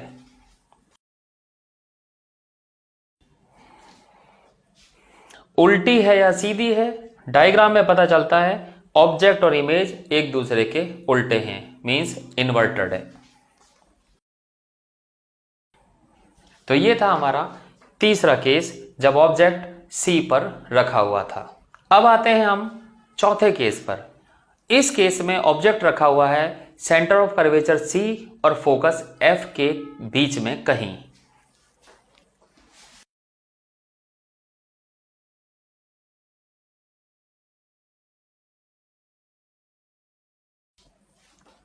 डायग्राम में हर बार की तरह कनकेव मिरर है, पोल है, फोकस है, सी है और प्रिंसिपल एक्सेस है। ऑब्जेक्ट ए भी रखा हुआ है सी और एफ के बीच में। हर बार की तरह फिर से दो लाइट रे निकालते हैं। पहली लाइट रे प्रिंसिपल एक्सेस के पैरेलल, प्रिंसिपल एक्सेस के पैरेलल कुछ इस तरह से। दूसरी लाइट रे पोल से होकर आने वाली। अब इन दोनों का रिफ्लेक्शन करते हैं। पहली लाइट के बारे में हम जानते हैं प्रिंसिपल एक्सेस के पैरेलल आने वाली फोकस से पास होती है और पोल से होकर पास होने वाली सेम एंगल पर दूसरी तरफ चली जाती है।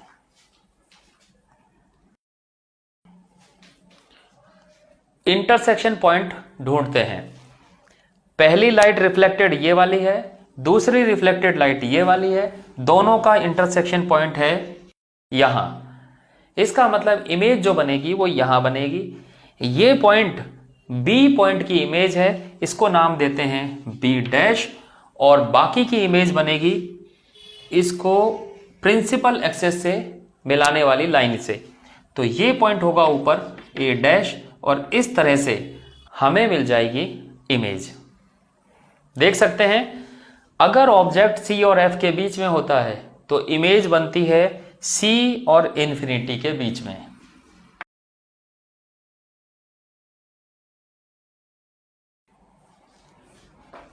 आकार की बात करते हैं। देखने से पता चल रहा है कि इमेज जो है वो ऑब्जेक्ट से बड़ी बनी हुई है।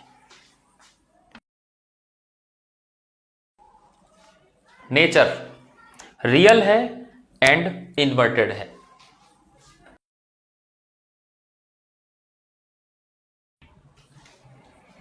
तो ये है फोर्थ केस जहां पर ऑब्जेक्ट रखा हुआ था सी और एफ के बीच में और इमेज हमें मिली सी और इन्फिनिटी के बीच में। अब हम आते हैं पांचवें केस पर। पांचवें केस में हम मानेंगे कि ऑब्जेक्ट रखा हुआ है फोकस पर।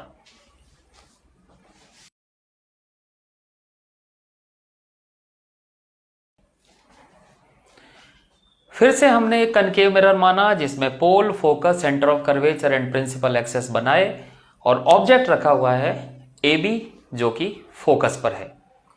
बी से फिर हम दो लाइट रेज निकालते हैं। पहली लाइट रे प्रिंसिपल एक्सिस के पैरेलल इस तरह से, दूसरी लाइट रे जो पोल पर इंसिडेंट हो। हम यहां पर फोकस से निकलने वाली लाइट रे नहीं बना सकते, इसलिए जो 4 लाइट रे हमने सीखी थी उसमें से हमने कोई भी 2 लाइट रे इस्तेमाल की, एक प्रिंसिपल एक्सिस के पैरेलल और दूसरी पोल पर आने वाली। प्रिंसिपल एक्सिस के पैरेलल वाली लाइट रे फोकस से होकर गुजरती हैं कुछ इस तरह से, और पोल पर आने वाली लाइट रे सेम एंगल पर दूसरी तरफ जाती हैं कुछ इस तरह से। हम यहां देख सकते हैं दोनों रिफ्लेक्टेड लाइट एक दूसरे के पैरेलल हैं और कभी भी अब ये काट नहीं सकती। तो हम कह सकते हैं ये लाइट इन्फिनिटी पर जाएंगी। हमने थोड़ी देर पहले समझा था इन्फिनिटी पर अगर ऑब्जेक्ट रखा हो, इसका क्या मतलब है। जब भी लाइट एक दूसरे के पैरेलल आती हुई नजर आए तो हम समझ सकते हैं कि वो लाइट इन्फिनिटी से आ रही हैं। तो यहां पर पैरेलल है तो हम ये कह सकते हैं कि ये इन्फिनिटी पर जा रही हैं। तो हम बता सकते हैं इमेज इन्फिनिटी पर बनेगी। साइज की बात करते हैं। बी पॉइंट और ए पॉइंट दोनों पॉइंट बहुत आगे जाके कहीं शायद इमेज बनाए। जैसे जैसे ये दूर जाएंगे तो प्रिंसिपल एक्सिस से ये दूर होता चला जाएगा। तो हम कह सकते हैं इमेज जो बनेगी ऑब्जेक्ट से बहुत ज्यादा बड़ी बनेगी।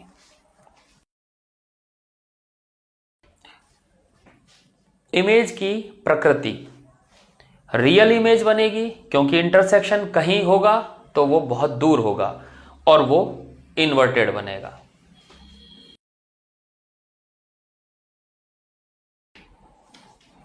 तो ये है हमारा 5वां केस जिसमें ऑब्जेक्ट फोकस पर रखा था और उसकी इमेज इनफाइनाइट डिस्टेंस पर बनी।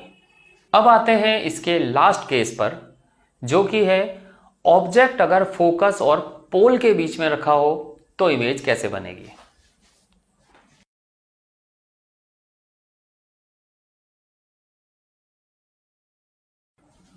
यहां पर देख सकते हैं ऑब्जेक्ट है ए बी जो फोकस और पोल के बीच में रखा हुआ है। यह है हमारा कनकेव मिरर और पहले की तरह हमने सारी चीजें बना रखी हैं।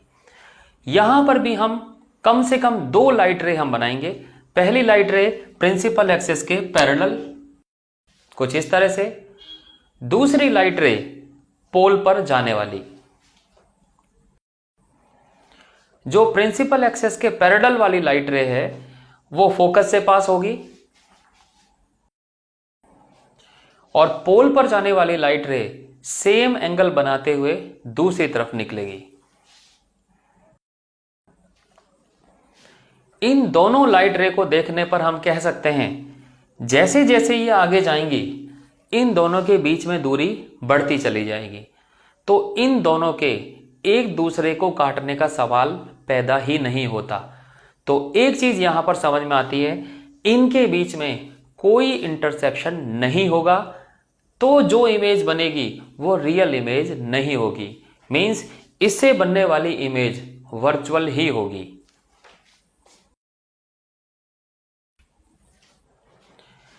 अब इमेज बनाते हैं। इमेज बनाने के लिए जरूरी है कि इस लाइट को हम देखें। मान लिया यहां पर कोई व्यक्ति है, ये उसकी आंख मैंने बना दी है और ये आदमी इन लाइट रेज को देखता है। इसको ये दिखाई देंगी एक स्ट्रेट लाइन की तरह, क्योंकि यहां पर हम जिस प्रॉपर्टी को यूज कर रहे हैं वो है लाइट एक स्ट्रेट लाइन होती है। तो उसकी वजह से ये लाइट कहीं पीछे की तरफ से आती हुई नजर आएंगी। ऐसा लगेगा ये लाइट कहीं पीछे से आ रही है। दूसरी वाली लाइट रे इसको भी हम इसी तरह से पीछे पहुंचा देते हैं। तो इस आंखों से देखने पर ऐसा लगेगा कि इस पॉइंट पर ये लाइट रे एक दूसरे को काट रही हैं। फिर से मैं याद दिला दूं, ये इंटरसेक्शन सचमुच में नहीं है। ये सिर्फ इस व्यक्ति को दिखाई देगा, किसी और को ये दिखाई नहीं देगा। इसलिए ये इमेज वर्चुअल इमेज कहलाएगी, यानी कि काल्पनिक प्रतिबिंब। क्योंकि ये बी पॉइंट से निकली हुई लाइट रे का एनालिसिस है, इसलिए ये पॉइंट होगा बी डैश, और ए पॉइंट फिर से बी को प्रिंसिपल एक्सिस से मिलाने वाली लाइन पर बनेगा, तो वो हो जाएगा ए डैश। तो हम कह सकते हैं इमेज जो बनी वो ए डैश बी डैश बनी, जो ऑब्जेक्ट से बहुत बड़ी है, तो इसका आकार हो जाएगा वेरी लार्ज, बहुत बड़ी इमेज ये बनेगी। पोजीशन हम देख सकते हैं ये मिरर के पीछे बनी है।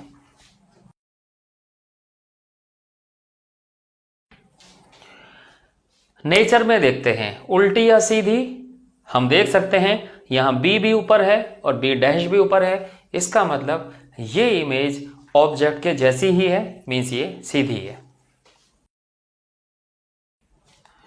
तो ये हैं कनकेव मिरर से बनने वाली 6 अलग अलग ऑब्जेक्ट की पोजीशन की अलग अलग बनने वाली इमेज, और हर रे डायग्राम में हमने देखा कि इमेज किस तरह से फॉर्म होती है।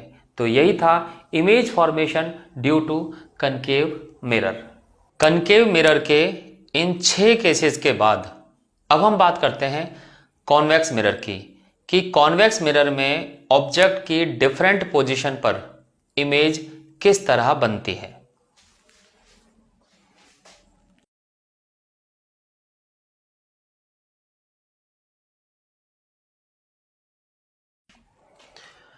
पहला केस लेते हैं, जब ऑब्जेक्ट इनफाइनाइट डिस्टेंस पर हो, मींस अनंत पर हो।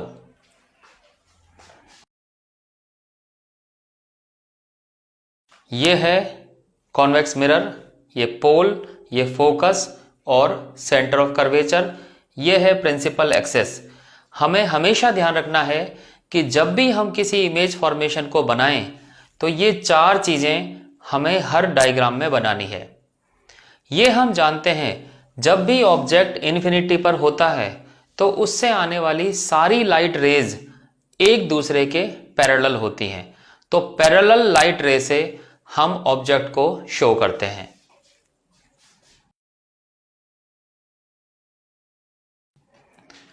हमने यहां पर इंसिडेंट रेज को शो किया है जो सारी एक दूसरे के पैरेलल हैं, और एक अंदाज के लिए हमने ऑब्जेक्ट मान लिया है ए बी जो बहुत ज्यादा दूरी पर रखा हुआ है। हम जानते हैं जब भी कोई लाइट रे प्रिंसिपल एक्सिस के पैरेलल आती है तो रिफ्लेक्शन के बाद वो फोकस से गुजरती है या फोकस से गुजरती हुई लगती है। ये कॉन्वेक्स मिरर का केस है, तो यहां पर कोई भी लाइट रे रियलिटी में फोकस से नहीं गुजरेगी, तो लगेगा ऐसा कि जैसे वो फोकस से गुजर रही है।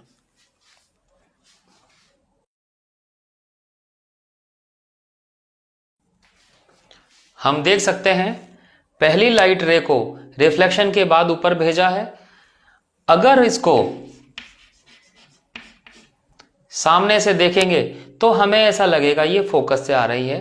उसी तरह से दूसरी लाइट रे के लिए भी हम कह सकते हैं कि फोकस ऐसा पॉइंट है जहां पर लाइट रे रिफ्लेक्शन के बाद एक दूसरे को इंटरसेक्ट करती हुई नजर आ रही है, तो हम कह सकते हैं फोकस वो पॉइंट है जहां पर इमेज बनेगी।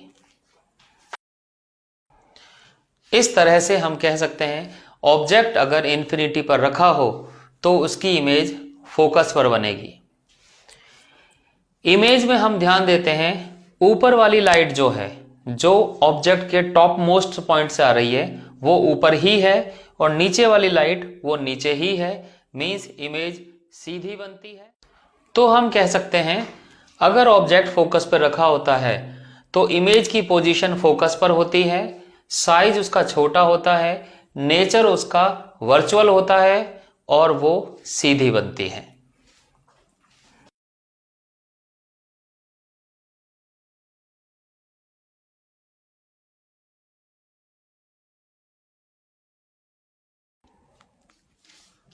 ऑब्जेक्ट इन्फिनिटी पर होता है तो पोजीशन फोकस पर होती है, पॉइंट साइज की बनती है, वर्चुअल होती है और इरेक्टेड होती है। सेकंड केस में आते हैं। सेकंड केस में हम मानते हैं कि ऑब्जेक्ट रखा है इन्फिनिटी और पोल के बीच में कहीं।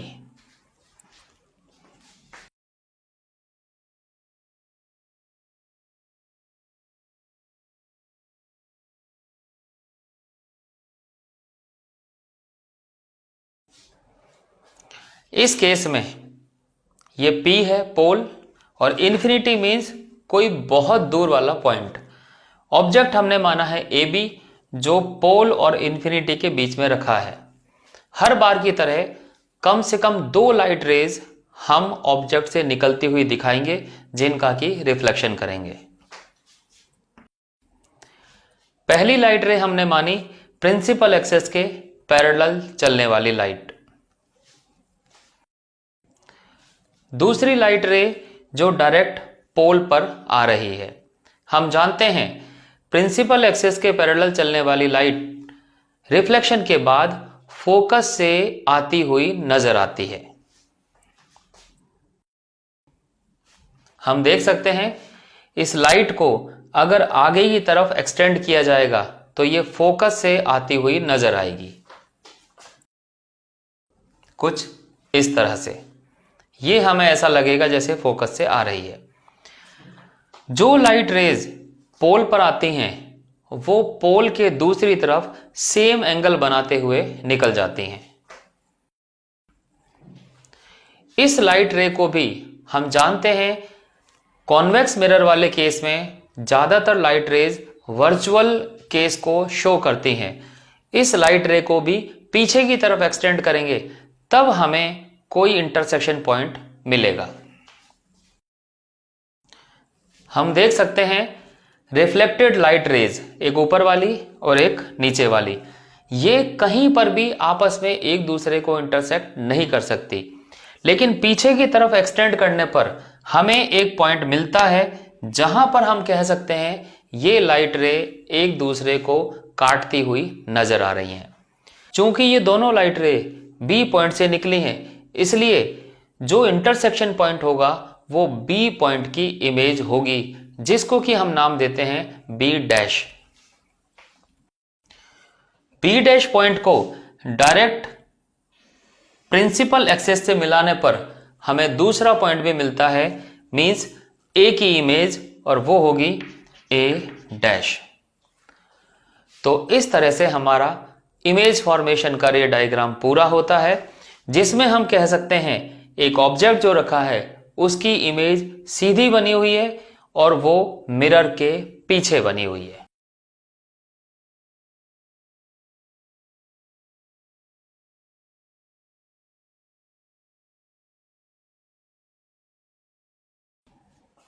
यहां हम देख सकते हैं अगर ऑब्जेक्ट इन्फिनिटी और पोल के बीच में होता तो इमेज की पोजीशन पोल और फोकस के बीच में बनती है। साइज उसका छोटा होता है, ऑब्जेक्ट से हमेशा वो छोटा बनता है। वर्चुअल बनता है क्योंकि किसी लाइट रे ने आपस में रियल इंटरसेक्शन नहीं किया है, और वो इरेक्ट बनता है क्योंकि बी पॉइंट वो बी की तरह ऊपर बना हुआ है, मींस ऑब्जेक्ट की जो इमेज बनती है वो ऑब्जेक्ट से छोटी बनती है। तो ये थे कनकेव मिरर और कॉन्वेक्स मिरर से बनने वाले सारे केसेस। हम देख सकते हैं कनकेव मिरर में 6 केसेस हैं, जबकि कॉन्वेक्स मिरर में सिर्फ 2 केस हैं। कॉन्वेक्स मिरर में बनने वाली इमेज वो सारी वर्चुअल होती हैं और सारी ही सीधी होती हैं, जबकि कनकेव मिरर में बनने वाली इमेज में से 5 केस ऐसे हैं जिसमें रियल और इन्वर्टेड इमेज बनी है, जबकि एक केस ऐसा है जिसमें वर्चुअल और इरेक्टेड इमेज बनी है। अब हम बात करते हैं इन दोनों तरह के मिरर के उपयोग कहां पर होते हैं। इनके नेचर को जानने के बाद और इनसे बनने वाली इमेज को पहचानने के बाद हम इनके उपयोग समझ सकते हैं। जैसे कि अगर हमें अपना चेहरा देखना है और चेहरा को थोड़ा बड़ा करके देखना है, तो उस केस में हम उम्मीद करते हैं कि हमें ऐसा मिरर मिले जो चीज़ों को बड़ा करके दिखाता हो, और ऐसा मिरर हो सकता है कनकेव मिरर। तो कनकेव मिरर को हम शेविंग करते समय चेहरा देखने के लिए इस्तेमाल कर सकते हैं। इसी तरह से जब हम व्हीकल चलाते हैं तो एक मिरर होता है जिससे हमें पीछे की इमेज दिखाई देती है, जिसे बोलते हैं बैक व्यू मिरर।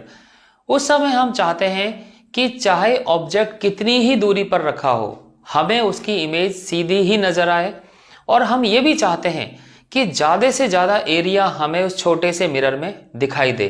इसके लिए मिरर होना चाहिए इस तरह का उभरा हुआ, जिससे कि ज्यादा से ज्यादा इलाका वो कवर कर पाए। और इसके लिए जरूरत है हमें कॉन्वेक्स मिरर की, जिसमें इमेज हमेशा सीधी बनती है। कई बार हमें जरूरत पड़ती है, लाइट रे हमारे पास है और हम चाहते हैं उसको एक बीम की तरह किसी एक जगह पर फोकस कर दें, जैसे कि हम टॉर्च में करते हैं।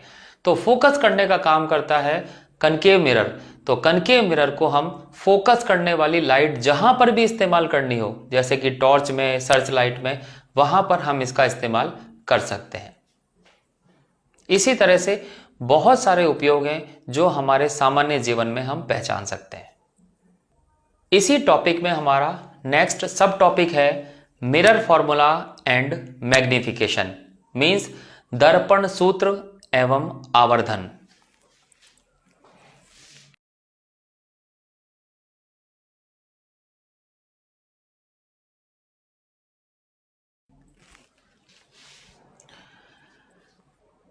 इनको समझने से पहले हम ऑब्जेक्ट, इमेज, उनकी दूरी, उनकी ऊंचाइयों को किन्हीं सिंबल से रिप्रेजेंट कर लेते हैं।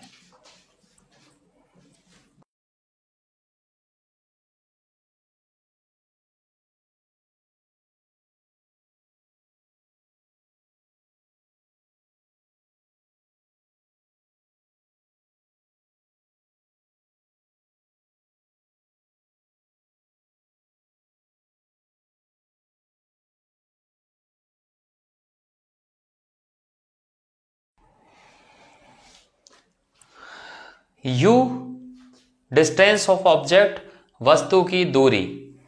जब भी हम मिरर फॉर्मूला इस्तेमाल करेंगे तो वहां पर एक ऑब्जेक्ट होगा, एक इमेज होगा, उनकी हाइट्स होंगी। तो उन सब के लिए हम ये नॉमिनेशंस डिसाइड करते हैं। V डिस्टेंस ऑफ इमेज, प्रतिबिंब की दूरी, ये दोनों दूरियां मिरर से नापी जाती हैं। F फोकल लेंथ यानी फोकस दूरी, जिसके बारे में हम पहले पढ़ चुके हैं। H1 हाइट ऑफ ऑब्जेक्ट, वस्तु की ऊंचाई। H2 हाइट ऑफ इमेज, प्रतिबिंब की ऊंचाई। और M मैग्निफिकेशन, जिसे कि हिंदी में बोलते हैं आवर्धन। अब हम देखते हैं दर्पण सूत्र क्या है और आवर्धन क्या है।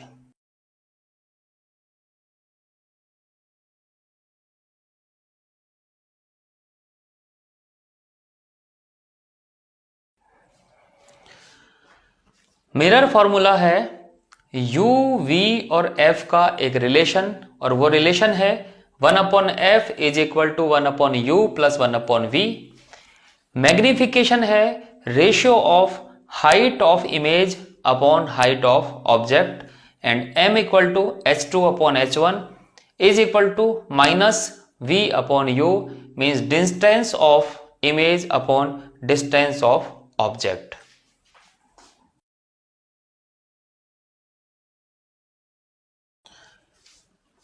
मैग्निफिकेशन से हमें पता चलता है हाइट ऑफ इमेज और हाइट ऑफ ऑब्जेक्ट का रेशो। इसका मतलब यह है कि इसकी वैल्यू अगर 1 होगी तो हम कह सकते हैं H2 और H1 दोनों सेम है। इट मींस ऑब्जेक्ट की हाइट और इमेज की हाइट एकदम बराबर है। अगर m की वैल्यू 1 से ज्यादा है यानी H2 ज्यादा है तो हम कह सकते हैं इमेज की हाइट ऑब्जेक्ट से ज्यादा है। अगर H2/H1 की वैल्यू 1 से कम है तो हम कह सकते हैं कि इमेज की हाइट ऑब्जेक्ट से कम है। हमारा अगला सब टॉपिक है कार्टेशियन साइन कन्वेंशन, मींस चिन्ह परिपाटी।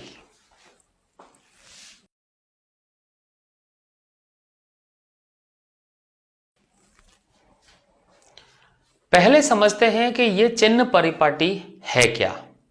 अभी हमने दो फॉर्मूले पढ़े, एक है मिरर फॉर्मूला, एक है मैग्निफिकेशन। इन फॉर्मूले में अगर u, v और f की वैल्यूज हम रख दें तो हम किसी भी अननोन क्वांटिटी का पता लगा सकते हैं। लेकिन ये हम समझ चुके हैं कि जो इमेज बनती है वो कहीं वर्चुअल होती है, कहीं रियल होती है, कहीं वो मिरर के लेफ्ट हैंड साइड में बनती है, कहीं मिरर के राइट हैंड साइड में बनती है। तो ऐसे में इन फॉर्मूला की मदद से अगर कोई आंसर हमारे पास आया है, वो आंसर हमें किस तरह से एक्सप्लेन कर पाएगा कि वो रियल इमेज के लिए है या वर्चुअल इमेज के लिए है। इस प्रॉब्लम को दूर करने के लिए हमने क्या किया, हर डेटा के साथ हमने एक साइन रख दिया है। साइन मीन्स एक चिन्ह, और वो चिन्ह हम इस तरह से डिफाइन करते हैं कि हम इनसे ये पता लगा पाते हैं कि जो आंसर आया है उससे हमें ये पता लगता है कि इमेज रियल है या वर्चुअल, उससे हमें ये भी पता लगता है कि इमेज सीधी है या उल्टी है। तो साइन कन्वेंशन को कैसे यूज करते हैं वो समझते हैं।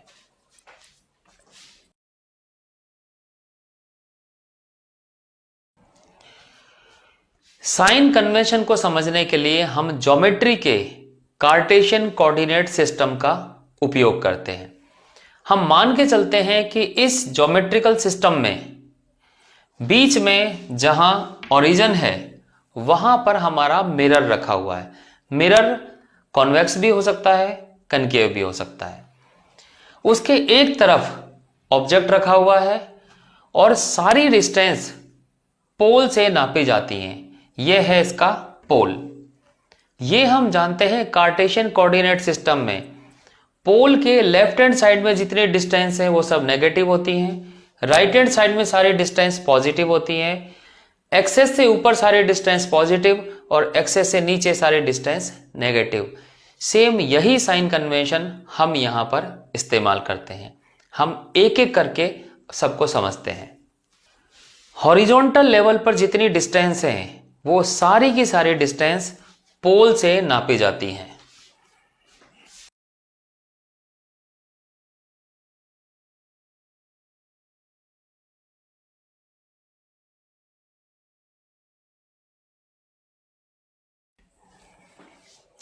हॉरिजॉन्टल डिस्टेंस का मतलब है इस पोल से ऑब्जेक्ट की डिस्टेंस या इमेज की डिस्टेंस। ये सारी डिस्टेंसेस हॉरिजॉन्टल डिस्टेंस हैं और इनको हमेशा पोल से नापा जाता है। सेकेंड पॉइंट, ऑब्जेक्ट की हाइट हो या इमेज की हाइट, सभी हाइट को प्रिंसिपल एक्सेस से मेजर किया जाता है।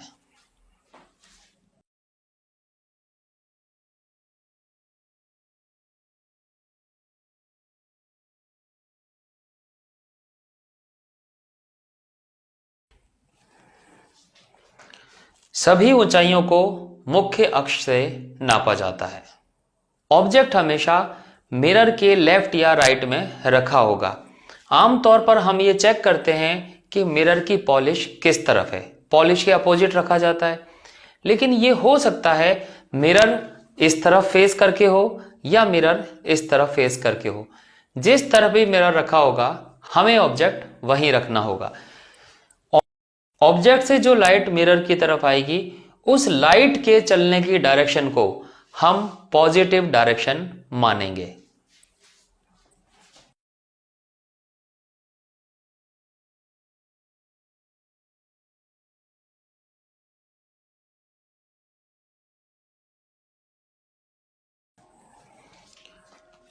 वस्तु से आने वाली लाइट की दिशा को हम धनात्मक दिशा मानते हैं।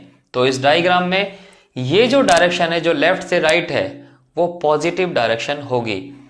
हमारे ज्यादातर केस में ऑब्जेक्ट हम हमेशा लेफ्ट में रखते हैं, तो लेफ्ट से राइट की डायरेक्शन पॉजिटिव डायरेक्शन मानी जाती है। किसी केस में हो सकता है सवाल पूछने वाला ऑब्जेक्ट को राइट हैंड साइड में रख दें, तो वहां से आने वाली लाइट को हम पॉजिटिव मानेंगे। जब हमें यह पता चल गया कि ऑब्जेक्ट से आने वाली लाइट की डायरेक्शन पॉजिटिव है तो उसकी अपोजिट डायरेक्शन को हम नेगेटिव मानेंगे।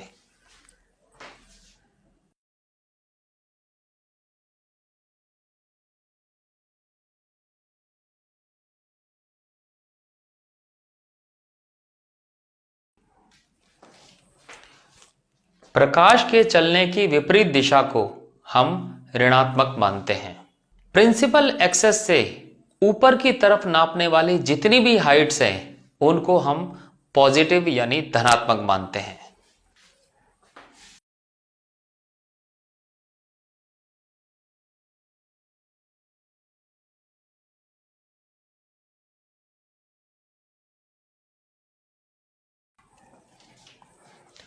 मुख्य अक्ष के ऊपर की तरफ नापी जाने वाली जितनी भी ऊंचाई होंगी वो सब धनात्मक होती हैं। इसी प्रकार प्रिंसिपल एक्सेस से नीचे की तरफ जितनी हाइट्स को मेजर किया जाता है वो सारी की सारी नेगेटिव मानते हैं।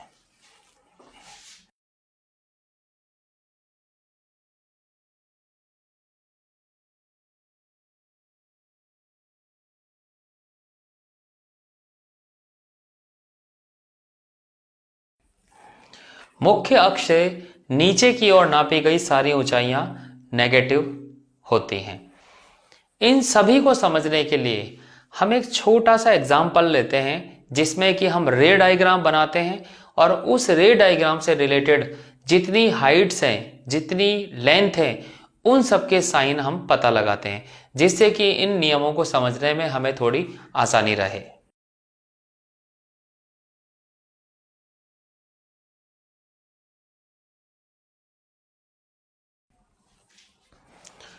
इस डायग्राम में हमने एक मिरर दिखा रखा है, हमने एक ऑब्जेक्ट रखा हुआ है ए बी, एक इमेज हमने बना रखी है ए डैश बी डैश, एक और हमने इमेज बना रखी है सी डी। हमने ये डायग्राम एक रफ डायग्राम बनाया है। इसमें हम देखेंगे सबकी हाइट्स और डिस्टेंस किस तरह से पॉजिटिव या नेगेटिव होती हैं। हम जानते हैं सभी डिस्टेंस को पोल से मेजर किया जाता है। अगर ए बी की डिस्टेंस हमें मेजर करनी है तो पोल से लेकर ए बी की तरफ हमें चलना पड़ेगा। चलने की डायरेक्शन हो जाएगी राइट टू लेफ्ट।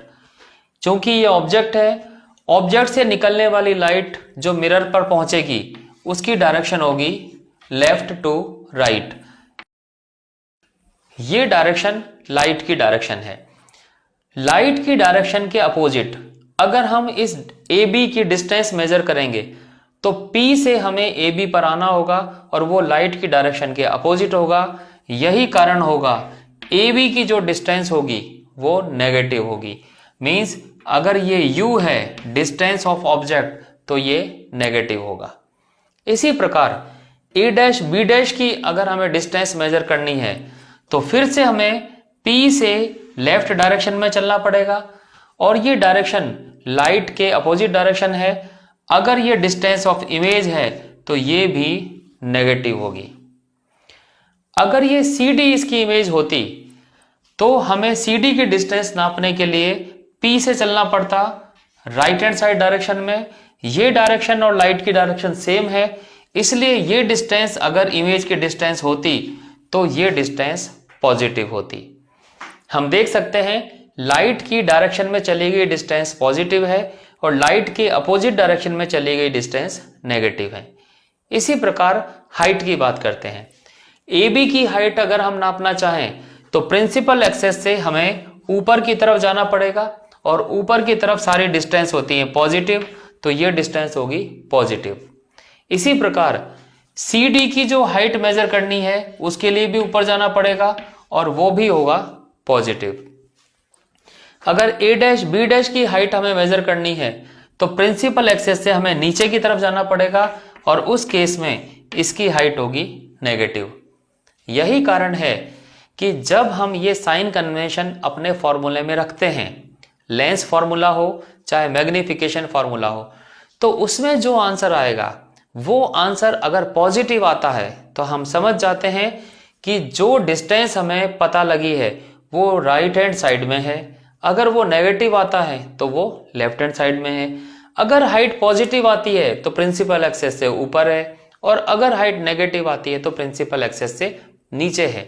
तो इस तरह से हमें अपने आंसर से ये भी पता लग जाता है कि जो इमेज है वो कहाँ पर रखी है और उसका नेचर कैसा है।